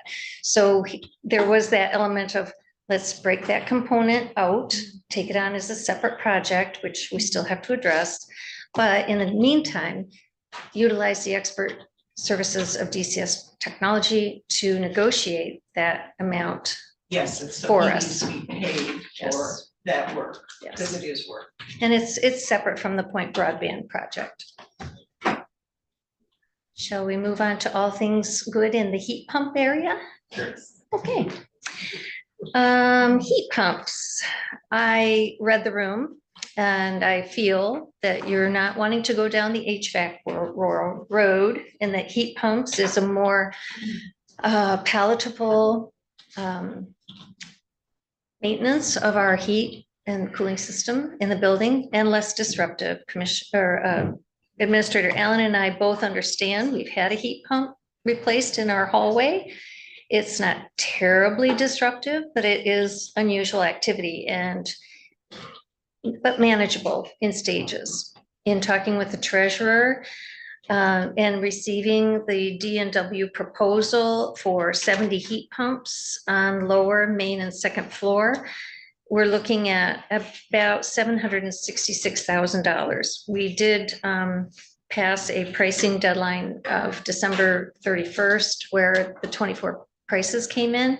I talked with D&W yesterday, and they said roughly tack on 2% to the 2023 prices. So that's an estimate. That is something that they just said they'd feel comfortable guesstimating. I believe one of these heat pumps has been brought into the building, and because I just saw an invoice, so instead of 70 on this, it might be 69, because we just got a bill for one for circuit court upstairs, $12,500, I believe. So, but with the Point Broadband, the DCS technology proposed contract and the heat pump purchase, we're looking at 1.8 million from DTR. And the treasurer is knowledgeable and concurs. Just a question on this particular item, we would, if we approve this, would be agreeing to proceed down the path of the heat pumps and approximate amount, but not to award to D&W, because that's too much of an amount to not get a second look at price. I can't address that. That would be I guess that's my Commissioner position. Allen. That's, I I mean, suppose the administrator. commissioners would have to decide that from the standpoint, but I would just. You have a little bit more of a unique expertise in this field, but I would just caution, I suppose, that we don't hold up progress for bidding something that has been incredibly unique to this building and a unique relationship that we have with D&W that has worked over multiple years. So I don't know that there is anyone else that can do this work. If it is a matter of sending out an RFP, that will delay the process several weeks, but if the board feels it is a necessity to do that, then that obviously will be the direction. I would, of course, because I'm a member of the board, I defer the full decision, but I would say the taxpayer of this county for a $7.75 million spend, it needs a look. And I mean, based on that, I guess that doesn't mean take someone else. I mean, if someone come in $2,000 cheaper, that's ridiculous to accept that bid and we have a relationship, but to not investigate with that kind of money, I think is not responsible. So that's just my position, although I do support the heat pump and the money direction. Okay, so I'm not going to hold up the process. It's just whether I would not be comfortable entering into a contract immediately.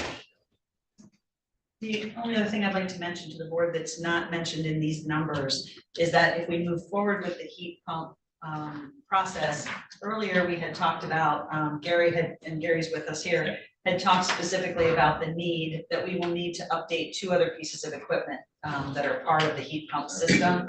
And that is the air handler and the cooling tower. Gary, And those two elements were approximately $300,000. So there's no immediate need to replace those, but we know that part of this process will just be the replacement of those items as well.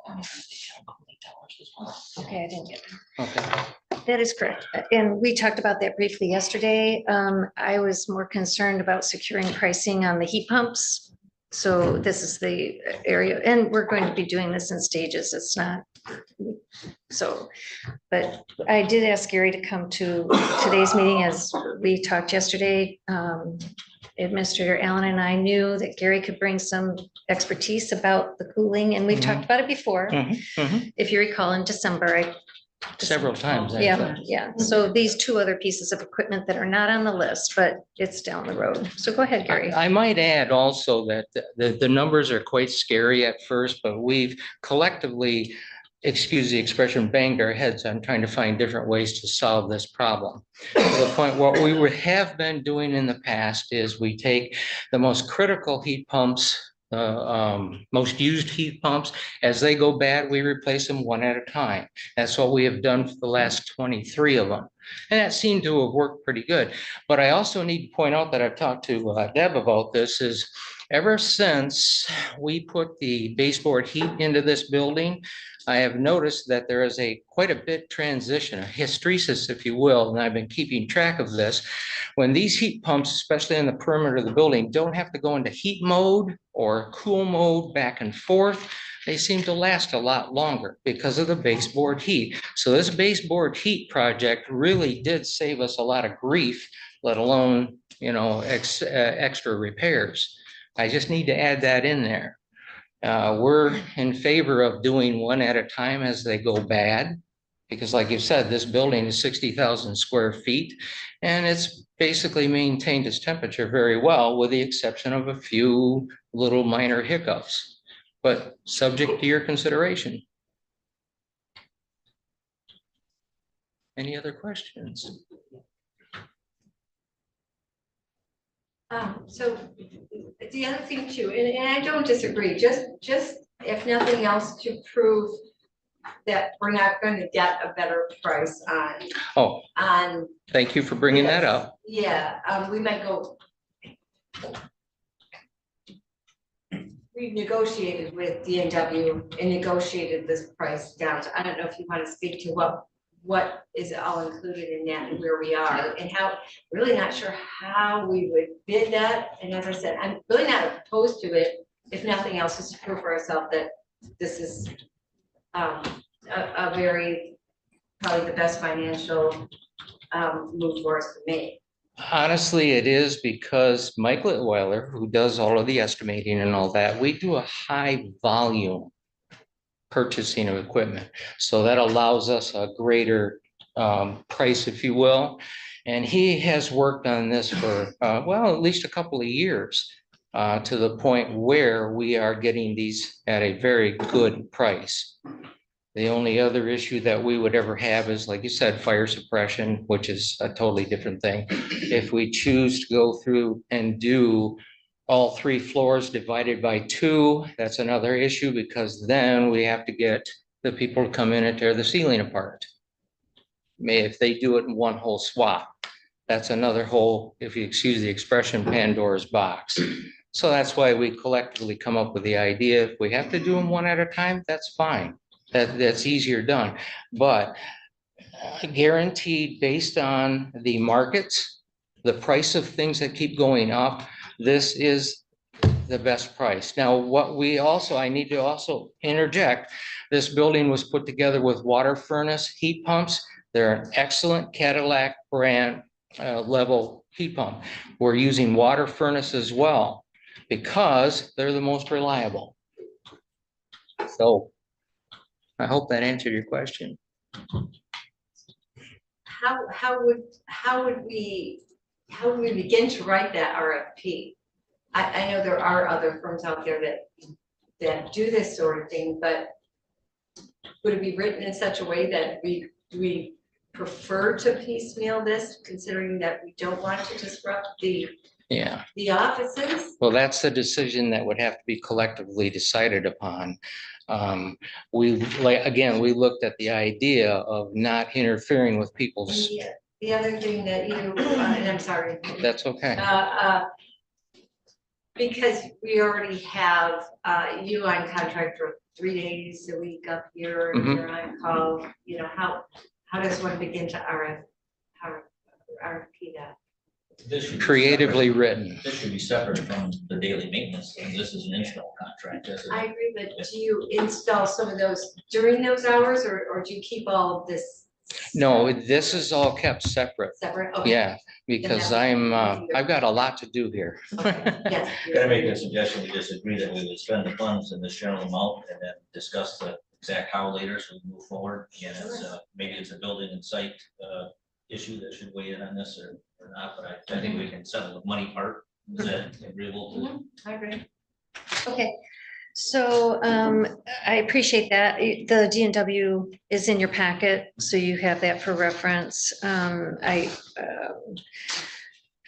Let's tuck that down there. So the total for the heat pump replacement, using numbers as reference from DNW, if that's fair, 1.8 million, and the treasurer and I agreed that it would be transferred as needed, not all at once. We'll just make those fund transfers as the bills come in. So it's not a total depletion at one time. And that could happen over a period of years. I think that the administrator's office would be the one that would time this out as to what makes most sense for what floors at what times. She's got to work with all the elected officials and the department heads to let them know about their disruption. I think that that's a coordinated effort that would be spearheaded. I'll pay the bills, but I think the organization of it would be administration. I thought that we were replacing them with the cable. We have to. Yeah, but this is to formally say this is the direction that we're going to go. So we can purchase multiple ones and get the discount so that we can start that process of replacing a majority of them as there is keeping track of which ones are in the process. And when we say fail, we mean critical fail.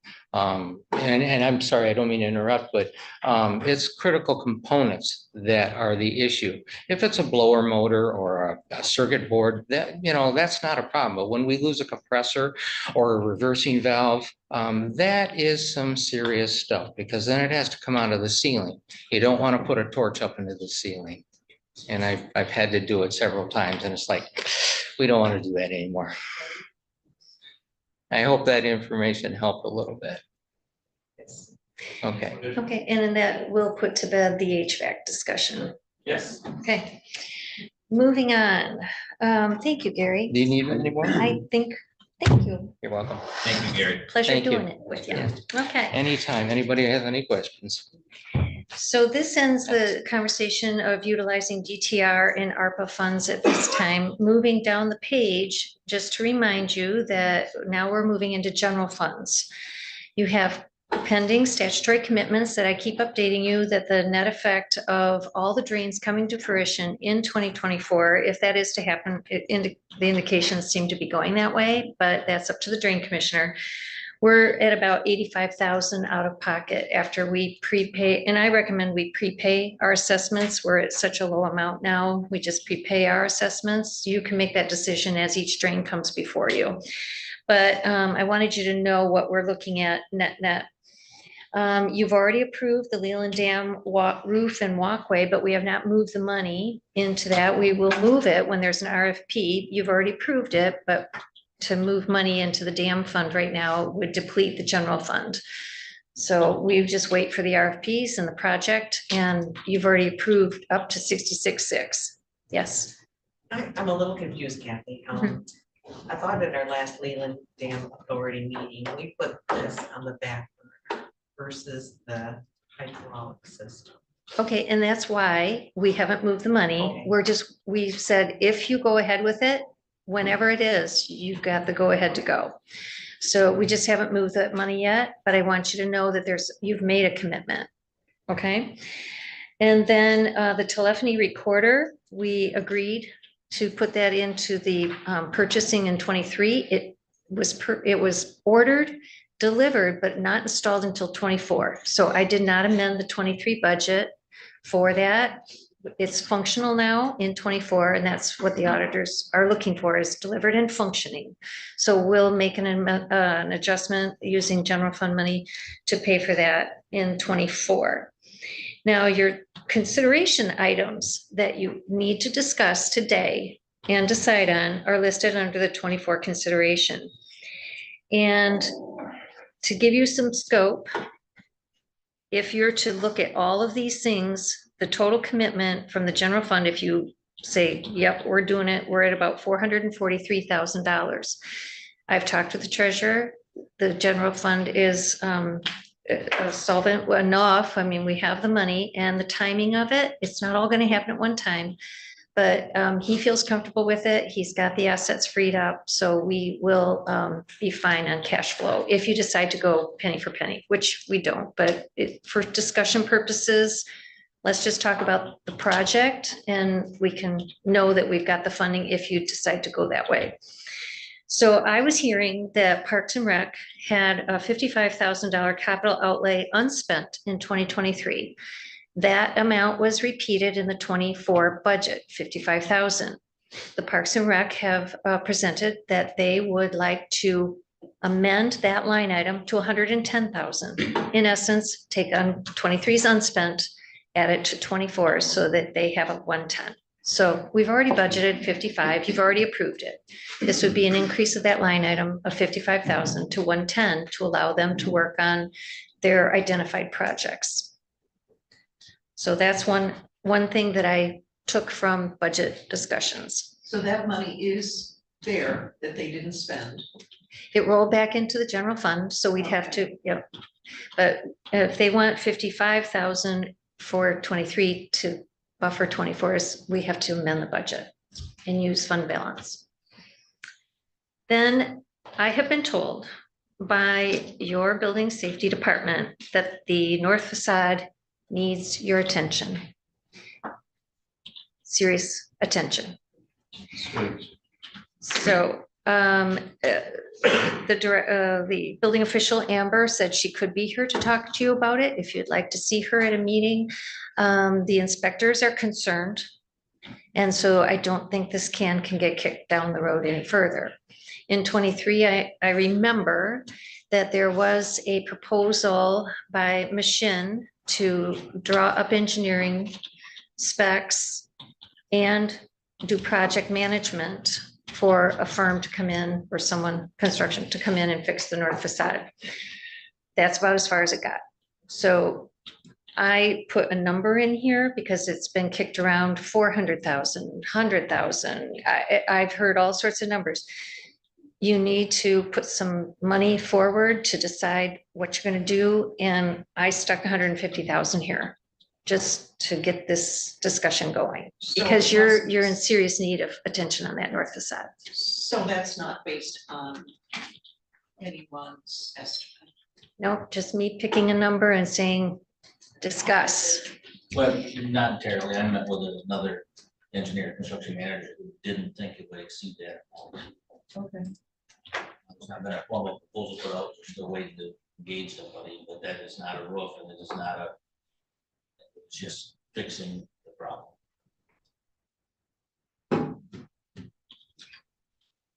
So then the next thing is to Commissioner Ross's point, the dam hydraulic seal replacement. We have committed to that seal replacement. We just haven't budgeted for it yet because it was capital outlay and it's still on your list. So that's part of the full 400 and some thousand.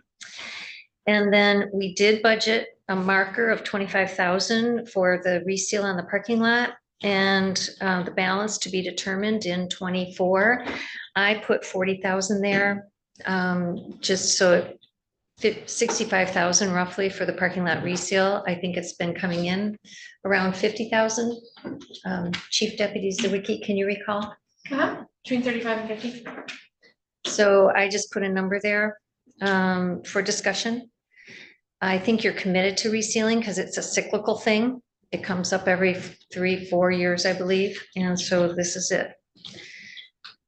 So funds to come from general fund, if all things considered are right to the penny, it's about $443,000 and the treasurer is on board. And knowing it doesn't all happen at one time, bills, we'll just work with it.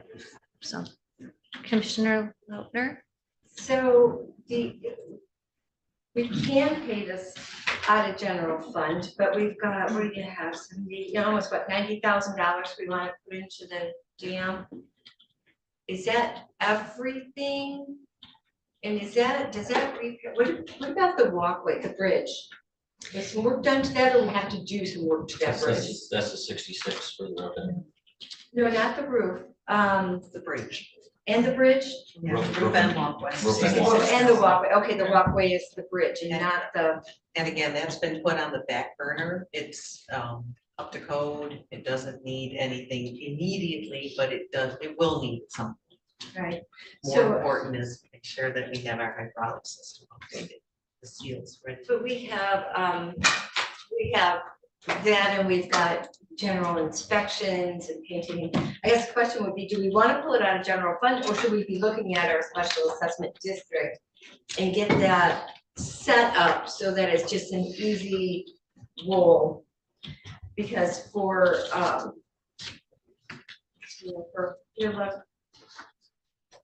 that amount of money, do we want to look at that special assessment district? Yeah, stuff just seems to keep coming with the dam.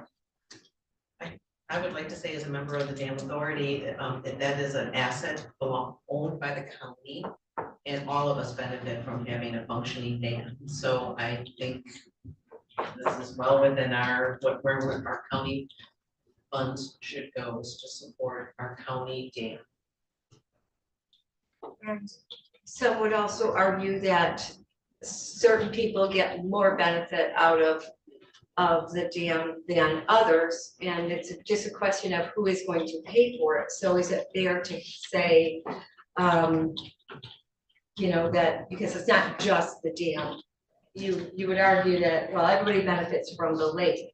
Well, the county itself does benefit from the lake. We do in tax dollars, on the other hand, who is responsible for it? The dam is owned by the county, but that doesn't mean we can't, as we have in the past, put a special assessment district in line to help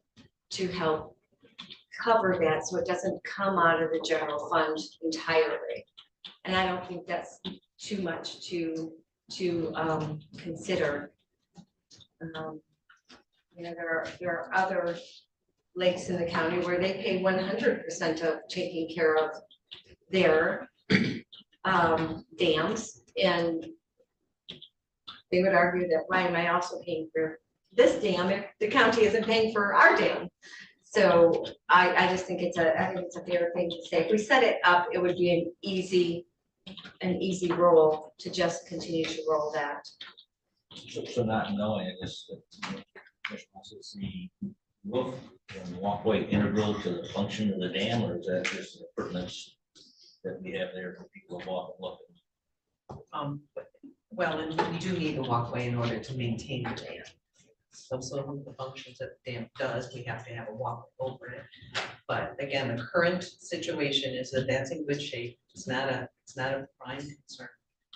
But making sure that we have replacement seals and we start to work towards a new hydraulic system that is better for us all is in the works. And again, I would like to see what list of counties in the state of Michigan that own the dam have a special assessment. I think that would be a fair, if we want to think about Commissioner Lochner's suggestion, I think we need some more data, some facts about how that is handled. Is the improvements that we're talking, saying are not critical, likely to happen in this next fiscal year? We are putting that on the back burner, and I would say not to worry so much in 2024. We just take it off the list. Well, it's already in the list. I mean, it's already. It's an approved budget. expenditure. 66. It's just we aren't moving the money until there's RFPs put out. You've already approved the roof and walkway at a previous meeting, and I can look up the minutes and find out which meeting that was at. And Mr. Allen, you have more information about the MMRA report. So MMRMA, sure, thank you. MMRMA, our risk management municipal authority, did an assessment on the walkway and on the roof at the dam. The roof at the dam is an issue from the standpoint that there's a leak in the roof, and that has the potential to impact the mechanical systems and the electric systems that manage the dam. So it is, although it is, I think it's been patched and there's a temporary fix on it, it will have to be replaced in the near future. So there are those issues that have to be addressed. And like I said, the walkway, we confirmed that structurally it is efficient for right now. There was an issue of it. We want to maintain public passage on that walkway. Right now, they're saying it's sufficient for just the use that it is intended for. You're moderating this meeting, so I was asking, go ahead. I heard Melinda's idea on the assessment district. I think it's a small amount, and I think it's an amount that the county can afford. And I think the lake associations would get pretty hard with some of their other improvements. And I would prefer to reserve assessment districts for those expenses that are beyond our maintenance ability to provide. Sure, and I appreciate that, but what's been happening, because we've been a couple of years into it, we've been doing some work. We put the braking system on the hydraulics already for the safety feature. We did some cement work there. We did some ladder for there. We did the last inspection. I'm probably forgetting some things. So it's been nickel and diming. So that was why I'm suggesting we set the assessment district up and we just automatically bill it that way. I was going to ask you if you know, how did we pay for the new dam? How did we pay for the new dam? Special assessment district. That dam, so we've already got that precedent set. We set that special assessment district up, built that new dam. It's just a logical continuation, in my opinion. Or, as you say, yeah, well, general fund can continue just to pay for it, and we just continually drain the general fund. And then pretty soon, general fund doesn't have the money the general fund does. As I say, we've got other lakes in the county that are also getting hit hard paying for their own dams. And just because this one does have court order, I just think it would be a fairer thing to do. So it obviously is the board's decision. Commissioner Algar. We could also make this repair, because it sounds like we've talked about it for a long time and we need to make it, and the funds are allocated. And then you could be looking into establishing an assessment district for future repair, for future costs. And we could be exploring that. But I would recommend that we deal with this. I've heard about the leak in the roof for a while. And then explore this special assessment district. We have the software now, so we bought the software particularly. So are we gonna wanna do motions on each recommendation, or? So we're providing our Ordinance, collective ideas. Sure. Yeah, and this would be to go to executive, knowing that the DC broadband contract is on your special meeting next in this, but conceptually, this is your capital outlay list for 2024 that needed to be addressed so that we can move forward and have the executive go to regular and say, yes, we're going to do these projects. This is the amount of money, this is where it comes from, so that you have guidance for those meetings coming up. Now, the things that we didn't take off the list, but we just put down below are because they're pending.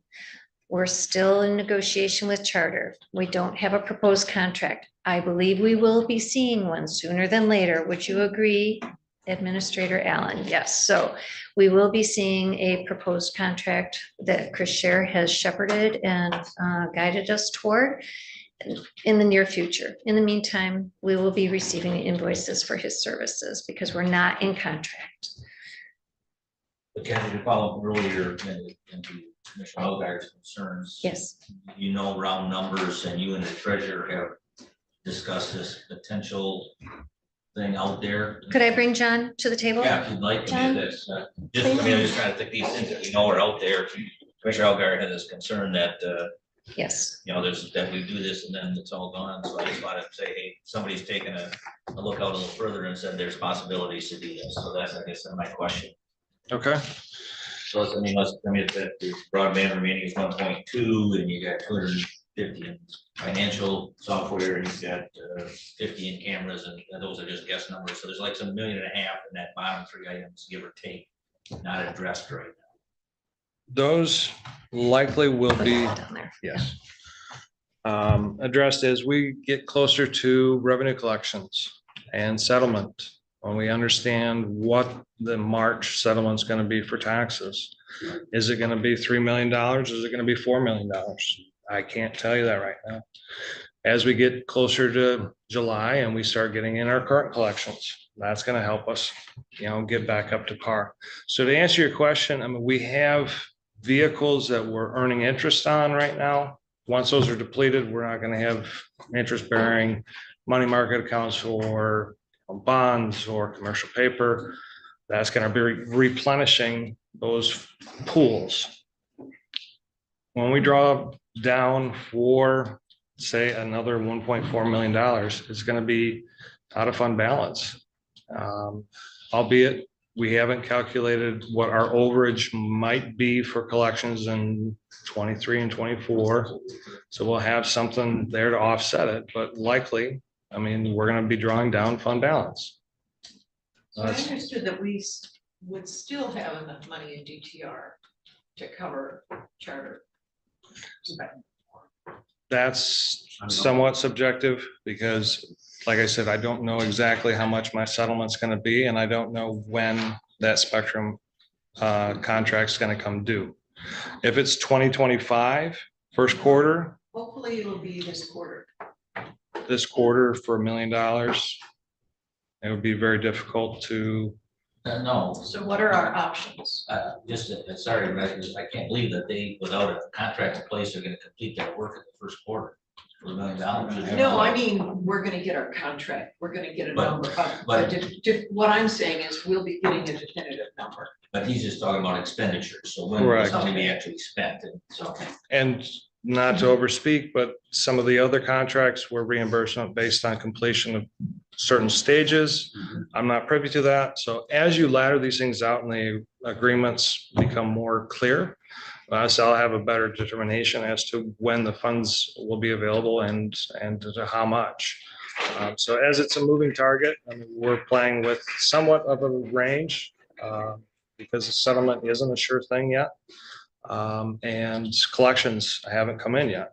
So we do have some leeway that could offset the pending, but if it occurs prior to 12/31/24, is likely going to affect our fund balance. We also have equalization working on the taxable value settles out in March. We'll know the impact of the activity of 2023 with regard to uncappings, new builds, taxable value hasn't been determined. And the estimated revenue for 2024 is just that, estimated. But as soon as Andrew and all the assessors in the county finish their work and we have a better number, we'll look at that with Andrew. We recalculate and find out if we've got a bit of a higher revenue that we had not anticipated yet, because that number is never finalized until we're already in our calendar year. Fair? Yes, I typically use the current year's projections and I do it at 95%. And that's prior to 21. I think that's kind of how I did it. Moving forward, we're taking a more aggressive stance and looking at adjusting that prior to year end because we're using more of our resources. Yeah, and I think to John's point, we are very sensitive to the ebb and flow of the balances in our accounts because we're on the downward trajectory using the final collection of the 23 taxes that funds us until we start collecting again in July. And then we go back up again. So that's why we're very careful about contracts when they're due. Laddering, as John mentioned, his investments as he makes them, so they mature appropriately for us. Yeah. So there's a lot of a dance, so to speak. I'd Sorry, say, That's yeah. pretty close. Okay. As much as we can ask, I guess, as this is a committee of the whole, then really it is just to give interim finance director guidance to bring to us for the executive meeting. It's just, is there any further discussion? Do you have any questions on the direction that we are going right now, I guess? Michelle? So if we kept that 858 in reserve, as it's been kept in reserve for 2 years, to fund the charter contract, is there not money right now? You've always said that you would be able to pay the what we've committed to point. yes, So my concern is that people have seemed to forgotten. And that we have a commitment to the entire county. And I perhaps made a mistake 2 years ago when I approved that. Because people seem to have short memories, and I sure want to make sure we don't forget that we have a commitment to the entire county. So I'd like to save those monies. may I suggest that, you know, what's been presented is considering our needs for cash flow. So we would have come to you and said, use general fund or DTR for that. If we said, think that that's appropriate, but we think it's appropriate to use the ARPA funds right now.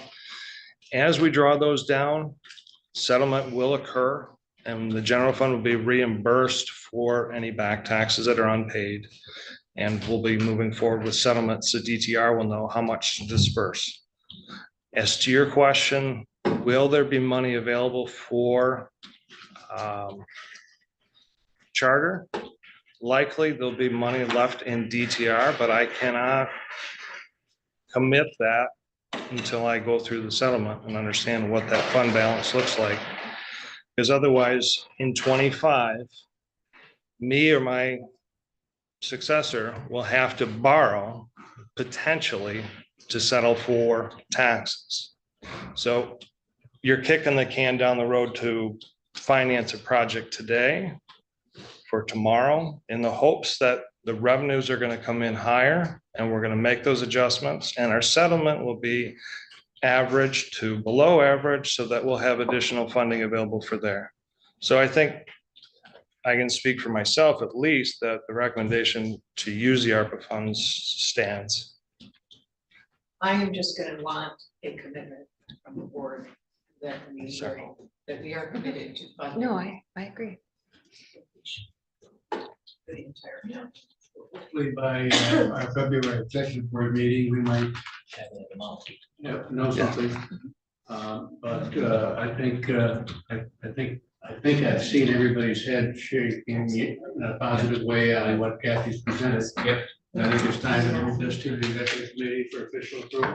Okay. Agreed. Oh, So the only other thing that Kathy and I have talked about that isn't on your list is the issue that we've had with building and safety vehicles. So there's about an overage on the 2023 vehicles that were never delivered. That will need to be ordered for them. Kathy, I know you've done some research on this, but we're basically talking about monies that were allocated in 2023 that now will be increased in 2024 because the cost of the vehicles have gone up. So yeah, can you speak? I to certainly that? can. Please, thank you. Knowing that building official Amber Weber's vehicle order was canceled for 2 Rangers. And just knowing the need of a high clearance vehicle, the Interceptor that she's leasing from the motor pool, it just is not going to cut it. Plus she's been approved to purchase 2 vehicles. The Rangers, I believe, aren't even being made anymore. I just asked her to make 1 phone call and just find out something in the Ford line, but we can also ask Administrator Allen to work with her to maybe look at Tacomas, Colorados, Canyons. But Ford F-150, she would be looking at about $24,000 more for 2 vehicles. She's approved up to $70,000 for the Rangers, so it'd be more like I did the math, $94,000. Local, she could look at whatever they want to look at, but no, for 2, for 2. Building safety is funded by themselves. We don't subsidize them. They subsidize us. They repay us for buildings and grounds. They repay us for computers, telephones, whatnot. So this would be out of their fund balance. They have sufficient. They have about $1 million budget. This is one of the larger offices in the building or in the campus. They've got a little over $1 million in fund balance. And so to Administrator Allen's point, they'll probably be bringing in, an EDS to you at executive for a choice that makes sense for them, and I'll let them handle it. But I'm just letting you know that department has the money. They can get a vehicle that works for them locally, and let's just solve their problem. And then as addressing the motor pool, we do have these retired vehicles. The one Commissioner Lautner asked about the dysfunctional heat defrost. We've talked to the Cedar Auto Repair, Hoxie Garage, Radio North, who pulled the computers and the police equipment out. And then Administrator Allen's maintenance department, Dwayne Plaska, looked at it. It seems to be a defect. It doesn't seem to be anything that was caused when Radio North pulled the equipment, from what they can tell. Then the recommendation is sell it as is. Because to find out the electrical, we would spend money to get up under the dash and figure out what's going on, and it might just not be worth What it. was the quote from, what was the quote? I couldn't even get an appointment. They're 3 to 4 weeks out. at both garages. The difference in selling a defective vehicle and selling a vehicle that's been repaired could be, it could be thousands right now, looking at what the resale value on those cars.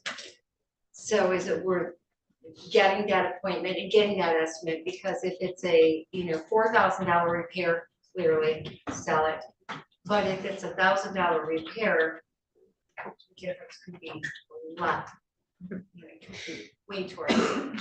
And typically, the motor pool is administered by the administrator's office. They handle the auction, they handle, the motor pool is, so I'm not passing it. I'm just saying, I hear what you're saying. We have vehicles that should go up for auction. We need to probably make some decisions. So when we thought the wires got cut by Radio North, are we sure that's not what happened right now when they pulled the police radios?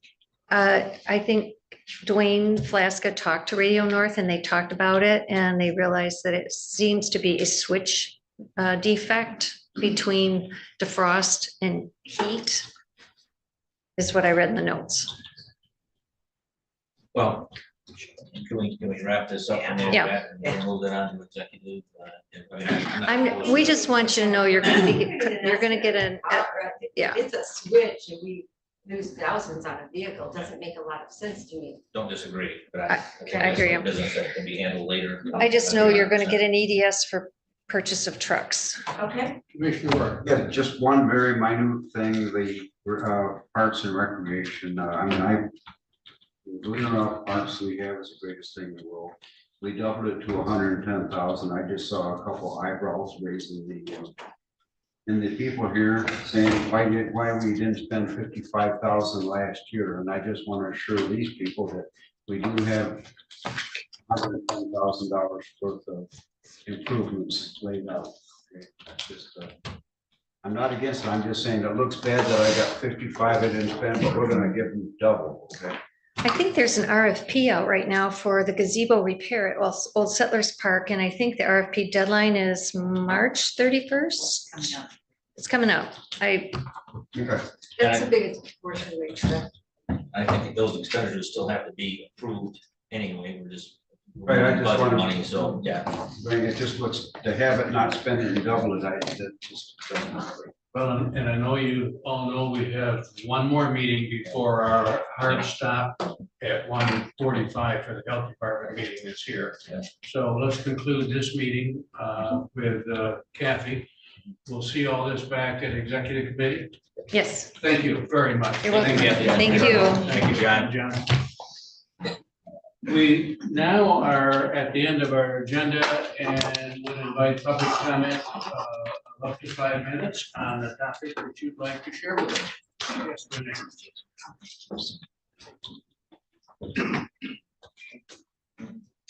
Hey, Weiler, Lake Leelanau. I think before we do any hiring of a controller or a CFO, you as the board should be looking at Sean Cowan's assessment of all of the problems. As you know, he resigned. He was our 5th director to resign, but he was actually brilliant.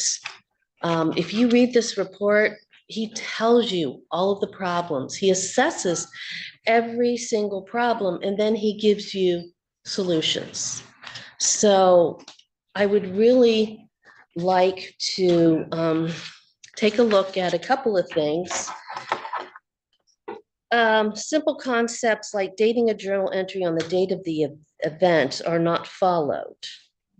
So what we have here is 2 invoices with 2 timestamps that conflict.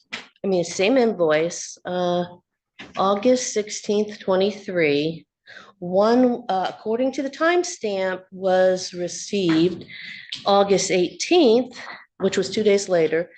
The other, maybe this is the copy, this is maybe the original, I'm not sure, but it was dated October 2nd. So we've got timestamp alterations, which would appear to be a violation of Michigan 75248. So who is going to investigate that? And he says this goes on all the time, according to his survey. He also says finance, environmental culture needs immediate attention, transparency, little to no reporting to the BOC. Standing finance materials focus almost exclusively on processing of invoice level. So are you not getting the information that this man worked very diligently on putting together? Do you have this? Have you read it? Okay, so then we have, so I would really like to know what you're gonna do about the gotcha culture that he talks about. He also says in here somewhere that there's an alleged violation of IRS. So that doesn't sound good. Who's working on that and how are we gonna resolve that? IRS violation, why would we have that? And so look, going back to this invoice, I see that the principal of Raymond was making $5.40 an hour. I know Harvard attorneys don't make that much an hour. Who is that person? Is this the person that was the Michelle Hodges principal? She's got CPA next to her title, and then she has she, her, hers. Is that what we're doing? Are we going woke and going broke? Is that what we're doing? So the principal at Raymond made $540 an hour. The senior manager made $405 an hour, and staff $210 an hour. So that's like a lot of money. Was that 1,100, something like that, an hour? And they're not picking up on the invoices of their own invoice being timestamped differently. And Sean says in here that we're not, when an invoice comes in, we're not putting the right timestamp on that. That's not acceptable. So who's doing this? Why are they doing it? And so I think we need to get to the bottom of this. And taking it away, taking our finance department and our human resources out in 21 was a coup. Okay, that was a governmental coup. And now we are suffering the repercussions of all of this. 5 finance directors that have resigned. I think you see it, Commissioner Kramer. I know you see it, Lautner. I wish you two could get together, because we're looking at you as the people's commissioners, because you're asking questions. You're asking questions about redactions. Can you please work together and figure this out? Because we need to know what's going on with their finances. Thank you very much. Thank you. Yes.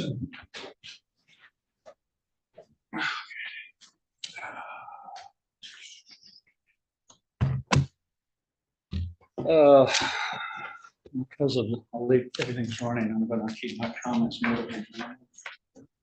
So,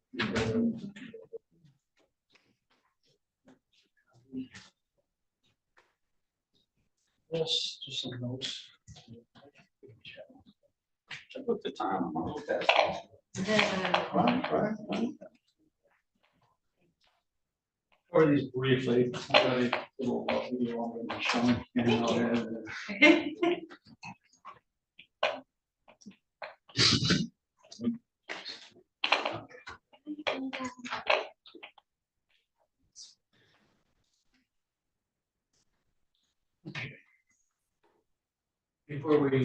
Before we start, could you share with the board what you've given me here, or did you give it to everybody? No, I just gave it to you because you're the chair. So, yeah, go ahead. I'm not sure I understand it. Okay, we could do this the efficient way, and they've yielded their time to me to be able to do this without any pause and break of having 10 people come up here. You need that much time in doing what I'm going to do and present what I'm presenting, or talk about what I'm going to talk about. So what they're doing is they're to condense it, to make it more efficient, so it's done sooner, rather than piecemealing it and having to start and stop and start and stop and start and stop and start and stop. So you're asking for 55 minutes. No, well, I'm not even gonna take close to that time. It's not, there's that many, hey, no, it won't be anything near that. It's gonna be more like half of that, if that. Is that part of our? This is public comment for 10 people that would like to come up here and they can kill 5 minutes themselves. I think we need to, and I'll take some direction from my commissioner colleagues. We haven't done that. I think everybody here can have their up to 5 minutes, but I don't believe, and we could take a break and check if we want to. Well, I've heard it was done in the past by previous, I don't think it's a good precedent to start. It has been done in the past, yes, but precedent, and we do have a number of rules. Well, that's one reason for consolidating and just having it all done and be done with and not spending 55 minutes on something that could be less. Do we have a ruling on that though, or it must be in our rules? I don't believe we do have a ruling, and I'd like to take a break and get one. for the court, I would like to take a. just continue as. I'd like to take a break and we'll be back with you. That's fine. Thank you.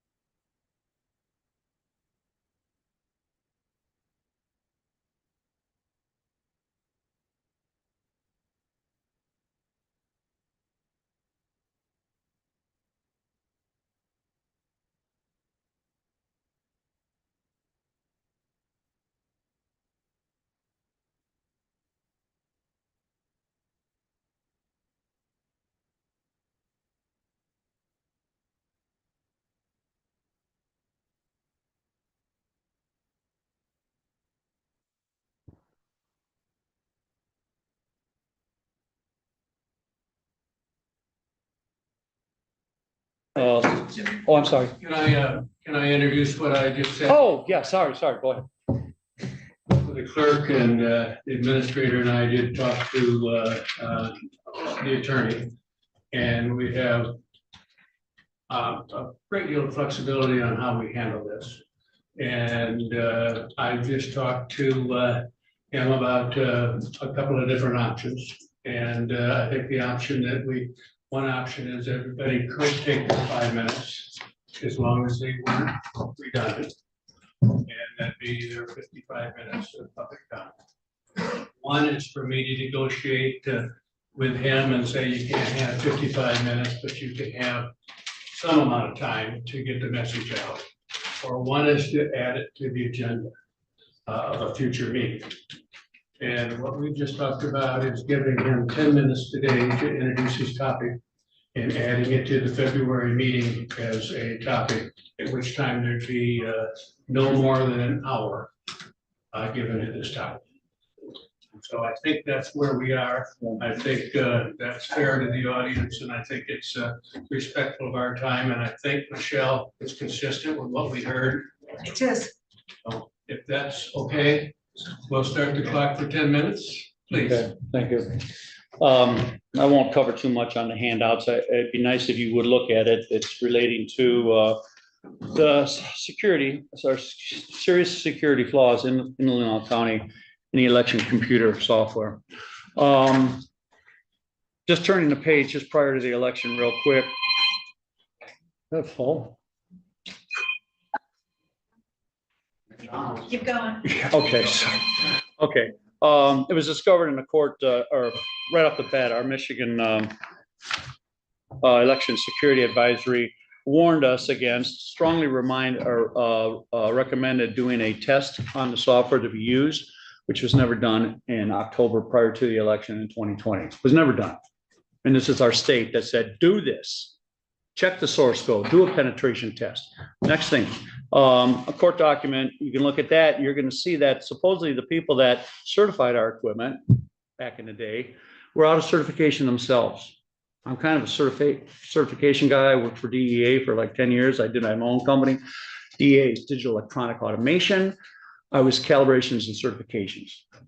I got a little background in that, and there was nothing done. There's no proof of anything.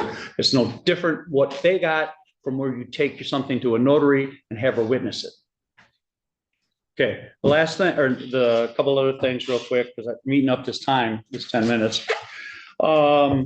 Mesa County in there, when they do upgrades, when they do anything, you know, on your phone, if you ever had an update, some things may not be there again. It erases stuff. So if you don't make a backup of it and do your due diligence, like Tina Peters did in Mesa when she backed up her hard drive that had the election software on it prior to the state coming in and then updating it. In that, you'll see just a fraction of all the files that by federal law you're supposed to keep that were blown away. She can compare it because she has the original and she's going to after they ran the damn update. Okay, last one real quick was some of you are familiar with the Edison report or the Edison research. They're the guys that come up with the numbers when an election's being run. They give you live updates, X amount of percentage coming in from whatever county all around the country. Okay, how do you think they get that? They get it through the internet. How do they get that? There's hardware on our servers that allow them to get it. I won't go into detail now. That will come up in the agenda items. Okay, I want to start this to get as much as this in as I can. I might just jump to the end for a conclusion portion of it.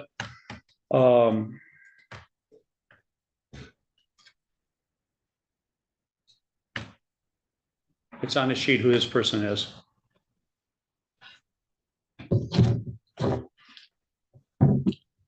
Yeah. You're kidding me. Equipment failure. I love it.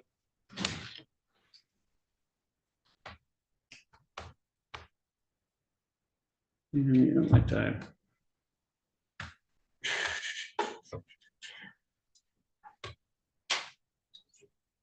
Okay. Let the clock roll. Fortunately, it's a solid state, so it shouldn't take long to shut it down and reboot it.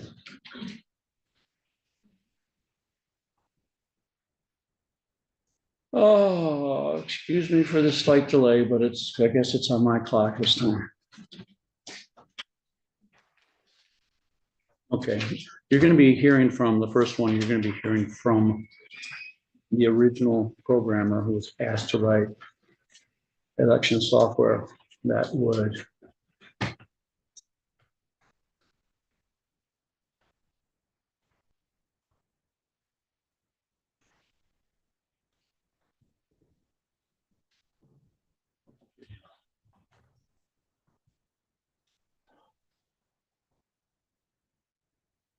imagine if you were in my spot right now. It's plain to me, but it's not even going. My speakers.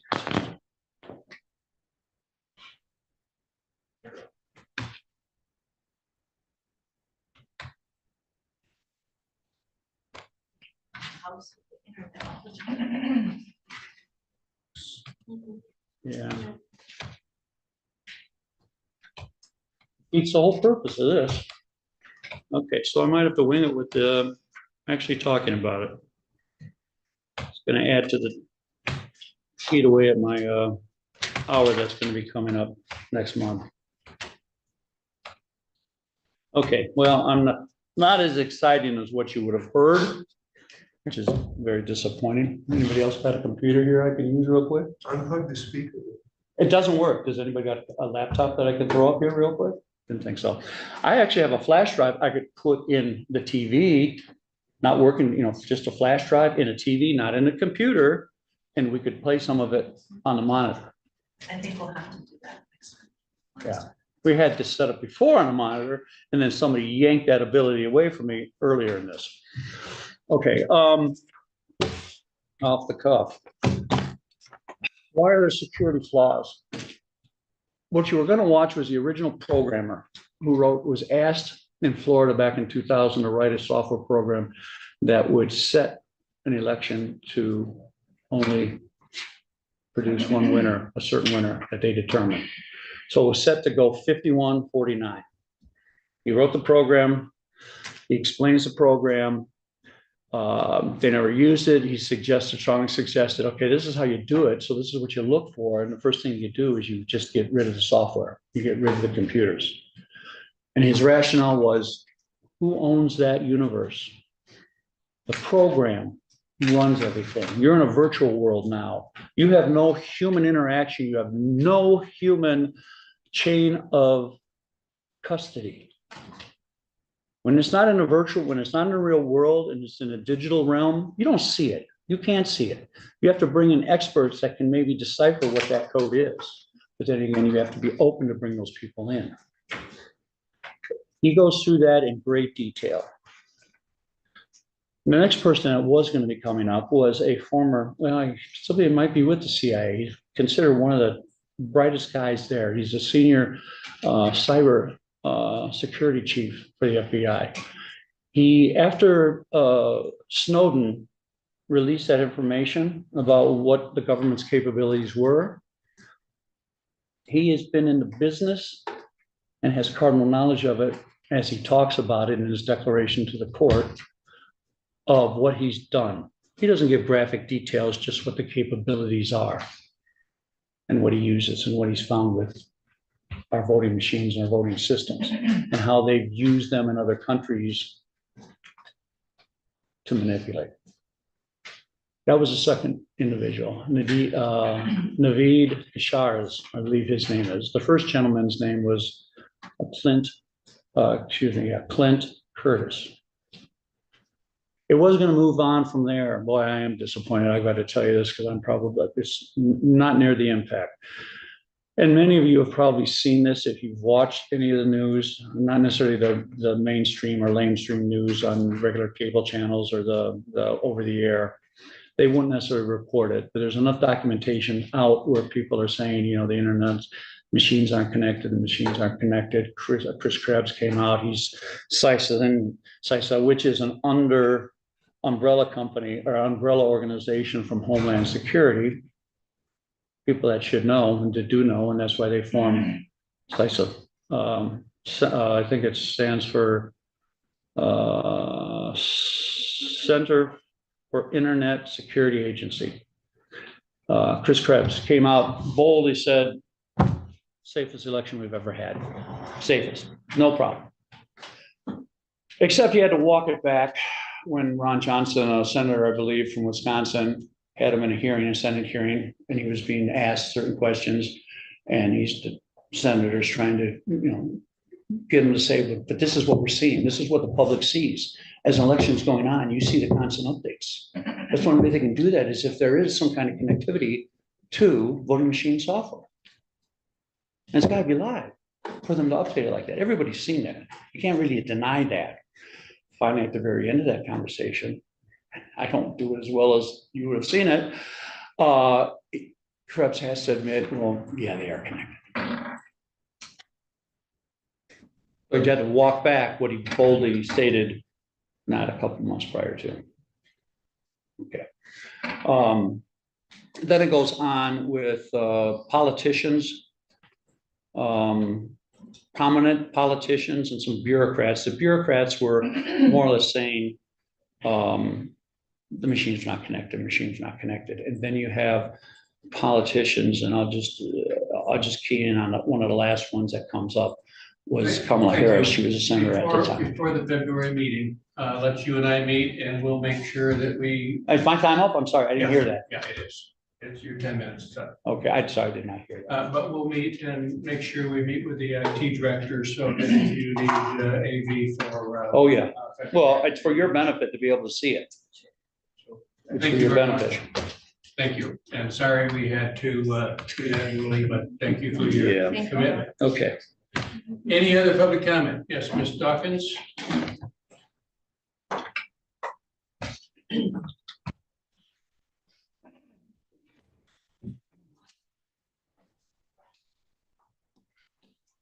I will get with you right after the meeting.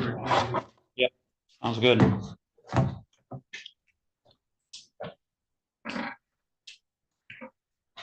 Good afternoon, Kathy Dawkins, Leelanau Township.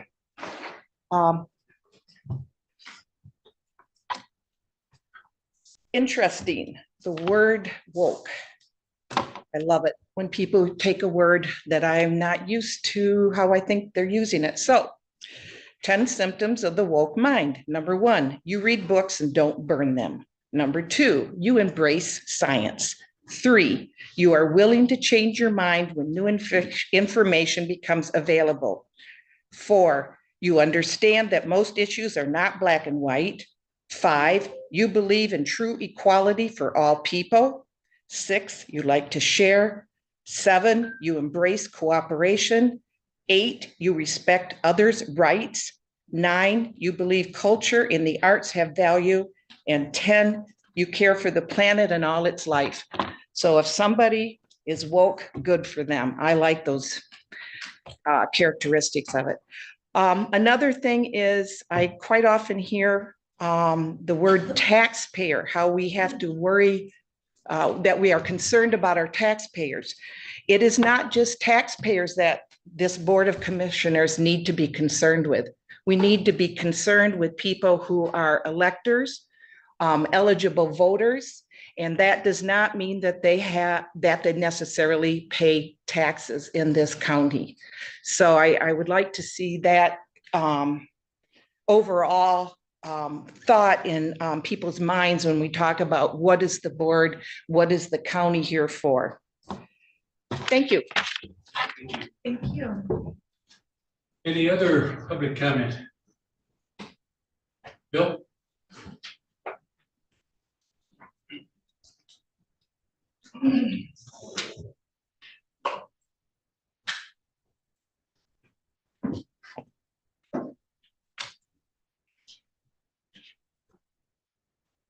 Bill Wiesner, Elmwood Township.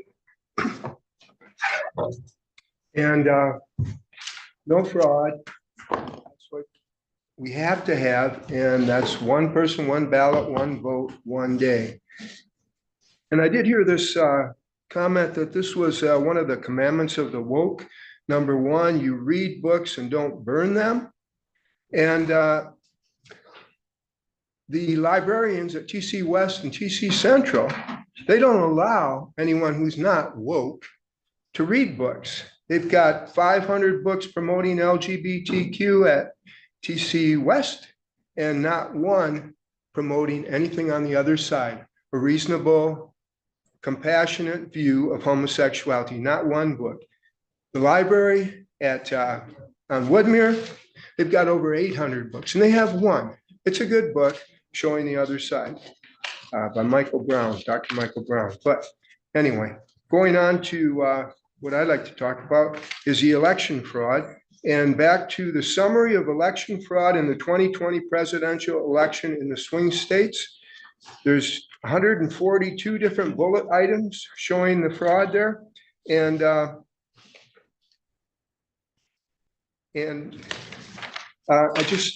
I started that in the first talk, but Georgia, 12% up in the evening, Wisconsin, 5%, Pennsylvania, 15%, Michigan, 10%. And then they stopped the counting and they reset the PID controller or the cruise controller. And what Jim was just talking about, I don't have the chart here, but in the Georgia election, they had like 90 times in a row, the results coming in on the Edison wire. And it was 50.1 and 49.9. 90 times in a row. So that's what's happening. It's pretty obvious. So the election was over. However, precincts in Atlanta, Detroit, Philadelphia, Phoenix, and Milwaukee kept counting until they reached the results they desired, the outcome, which was the opposite of the will of the voters. That's why we're slaves. We don't get what we voted for. Georgia went from having a total of 4.7 million votes already recorded for the state, according to Brad Raffensperger on November 4th, to certifying almost 5 million. At one point in the evening, I saw the report. He said that there's only 2% of the vote left. Trump is up so much that even if they had all the votes go for Biden, Trump would still win. But that all changed. And that reminds me of a bit from Carrie Lake. Carrie Lake, she was running for governor and now she's running for Senate in Arizona. I just saw a recording. You have to Google this. She had a recording. It was secretly, I think she must have had her phone on when the Republican head of the GOP from Arizona came to her and said, Carrie, you can watch it. It's 8 minutes long. Carrie, there's people out east.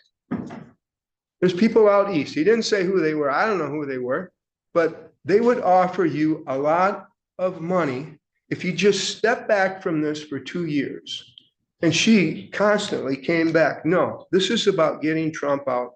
I'm for Trump. But anyway, how many people are this is a uniparty. It's not Democrats against Republicans. How much are people offered in these situations to go along with this sham that's going on? So the election was over, but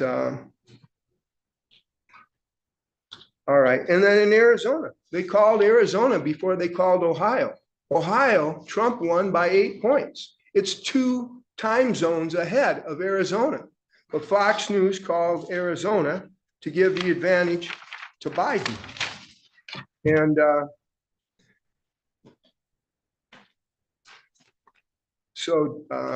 yeah.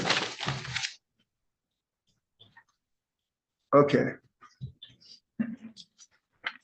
Anyway, that's about all the time, but it's just the machines, you cannot trust them. And I've got information on the Georgia fraud for the next meeting. Thank you. Thank you. Any other public comment? Yes, Carrie.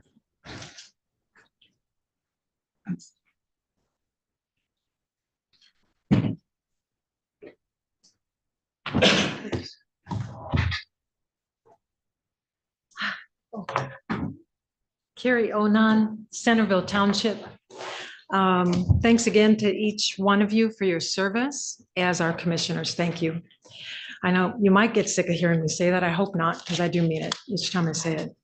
After hearing from the gentleman from MSU, we heard from one of our commissioners a suggestion that you, as our county elected board, not only follow the Raymond report, I guess it is, from years ago, but that you are current, but that you, our current board, elected board, is somehow bound to follow this report.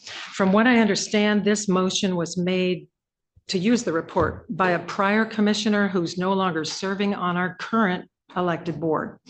And in spite of today's commissioner's suggestion, this report is by no means an official guide for our current board's decision-making, and certainly holds no legal binding or any sort of mandate for our current elected board to follow. I've only glanced at the Raymond report. I intend to dig into it a bit more, but we can't help but wonder if we are to judge from the debacle of a process our county government has been dragged through these past almost 3 years by actually following the Raymond report, or at least beginning to do so. We respectfully encourage the board to take what might have been helpful in this report, leave the rest, forge our own way forward. We have great respect and we have great belief that you guys can do that. That's why we elected you. So we're interested in forging our own way. This Raymond report, from what we've seen so far, is not something to be taken point by point and actually follow. And I don't believe there's any mandate, legal or otherwise, for you, our elected board, to do that. So that's that. And then my final point is in regards to the ongoing conversation of whether or not it's time to retire our county election machines and return to paper ballots, hand-counted elections one day. I imagine you can see now that this conversation is unlikely to go away anytime soon. There's an ever-growing number of people from the middle, from the left, not just from the right, it's becoming less and less partisan, that are seeing a problem with these machines. It's handy. It seems, you would think it would be a time saver. We understand in our own lives that what in technology looks and promises to be helpful ends up costing us a lot of time and a lot of effort. We're all caught up in that with our phones and with our devices. So there's a real strong argument that it's not even doing initially what we were hoping it would do. At any rate, the conversation's unlikely to go away anytime soon. I think that hopefully is becoming clear to you. But what we will continue to make very clear, and this is my reason for bringing it up, we see a tactic used by people who, for whatever the reasons are, have no desire to leave these machines behind and return to what we did it's just been a couple decades. Those folks tend to immediately jump on the idea that we're criticizing the clerks or that we somehow take exception to the clerks. Now, I'm speaking for me and some that we love and respect our county clerk and our township clerks. And you'll hear us get louder and louder on that point. That is not a valid point. The exception we take with these machines has nothing to do with the awesome people that sacrifice so much time and effort to run these elections. They're either being guided by a top-down scenario that's being told something that isn't true, and I'd like to get to the bottom of it. But more importantly, we just, as a body of voters, we want to be able to trust these elections again. You don't have to go very far back and it was Republicans that came up with the machine idea to begin with. Please don't forget that. They were the ones that introduced this. Democrats for years are the ones that are on record to this day that took exception to those machines and proved them not trustworthy. So it truly isn't a partisan issue. Right now, it seems to be because it's working to the favor of one party. But again, this conversation is not going to go away, and we want everyone to understand we love and appreciate our clerks. With their knowledge, we're hoping and praying that they will stay in their positions and help us make the transition away from machines and back to paper ballots, hand counted, single day. Thank you.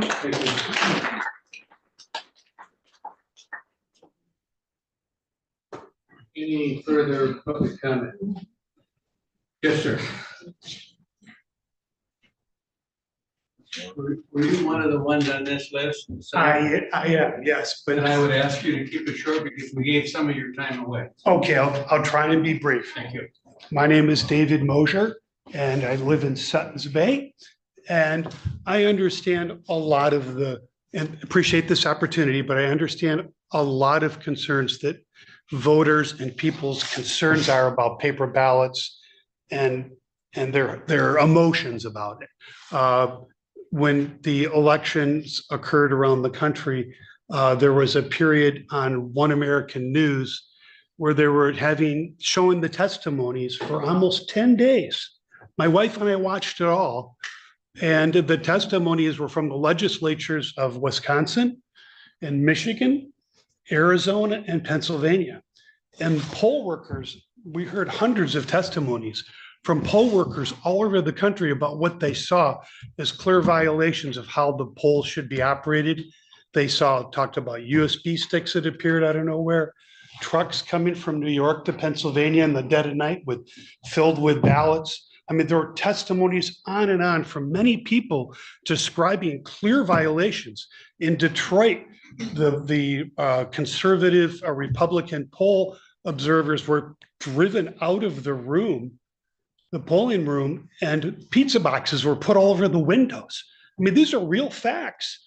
All these people that complained about this called the FBI. I mean, of all these state legislatures and all the hearings I heard, everybody said they called the FBI, and then not one person said the FBI responded to these complaints. So you wonder how people create a lot of these concerns and fears. It's because of real facts. And then we were told that it was the fairest election in history because Trump and the lawyers who brought these cases up they lost all the cases. But the real reality is 51 of the cases they claimed that, of course, the left complains were found in that were never, that they were suggesting, the media says they were lost. They were never heard because of lack of standing. But the press manipulates all this information, and the realities are what I'm describing. And that's why people have concern and would love to see hand-counted paper ballots back, because they see these reports, these investigations that weren't followed up on. And these are all realities. This isn't tinfoil hat stuff. It's and a lot of legislatures and secretary of states in different states change the rules at the last minute. And that's pretty well not central knowledge too. So I'm just voicing some of the concerns that how people get so wound up about this, because many people view this as was a stolen election in 2020. But thank you for giving me the opportunity. Yes, ma'am. Good morning, everybody. Laura Tarsa, Solon Township. I just had some thoughts related to broadband. And I understand the concept of trying to help people who are lacking in their resources and ability to receive internet services. But have we considered there are people who, A, don't want to use the point broadband system that I've gotten numerous flyers from this summer. I mean, I don't know how many I've started collecting them. I have a little pile going of all the mail from Point Broadband Services, trying to recruit people to join and pay their fee. But what about the people who just plain don't want internet at all? So then we're footing the bill, or they are footing the bill for a service that they aren't interested in using, or for whatever reason, whether it's a budget related. So what if it is a budget reason? Then they're purposely trying to keep their budget down by not paying for internet services, but their taxes are going to go up because they have to pay for this internet service that they're not even going to use. The other thing is that, and then it clarified to me when Kathleen spoke, is this point broadband installation currently only on the east side? Is what it sounded like that Gwen was inferring, was that she wants to see that it also gets completed on the west side. I would love to see a demographics of the people in the community and the household income demographics, because the idea that we've been hearing is that there are people who need these services that aren't able to afford them. So it's a generous thought. But are we really reaching that demographic by this huge expense, which we can't even complete paying for, obviously? And even though Charter graciously reduced their fee from 3.9 million to 1.1 million, it was very generous of them to reduce that. But still, how many people in the demographics of the east side want that service, are still going to be paying for the service, even if it's supposed to be helping them because they can't afford it? So that just kind of catch-22 concept. But on the west side, that is a significant demographic of summer residents, extremely high income wealth, and very spread out national parkland. So do we really want to put at that such huge expense that we can't even afford to finish paying on the east side? Also into the west side, and who's actually benefiting? Is it really going to be benefiting people who are that low income, that, I mean, significant enough to force them to still pay for it if there are a few of them that live over there? Anyway, those are just some thoughts I had. Thanks very much for all your work. Thank you. Any other public comment? Thank you. Any commissioner comment? We do have a special session scheduled today. I guess I'm looking for some direction, because I suspect by the time we started the special session, even though we have an important agenda, after we get done with public comments, we would have to adjourn. And we'd have to do public comments again at the end of that meeting, because we do have this room reserved for the Board of Health meeting at 2 p.m. and they need it about 10 minutes before that. Commissioner Auger? I'm very concerned because something was taken off the agenda last meeting that was not supposed to be taken off.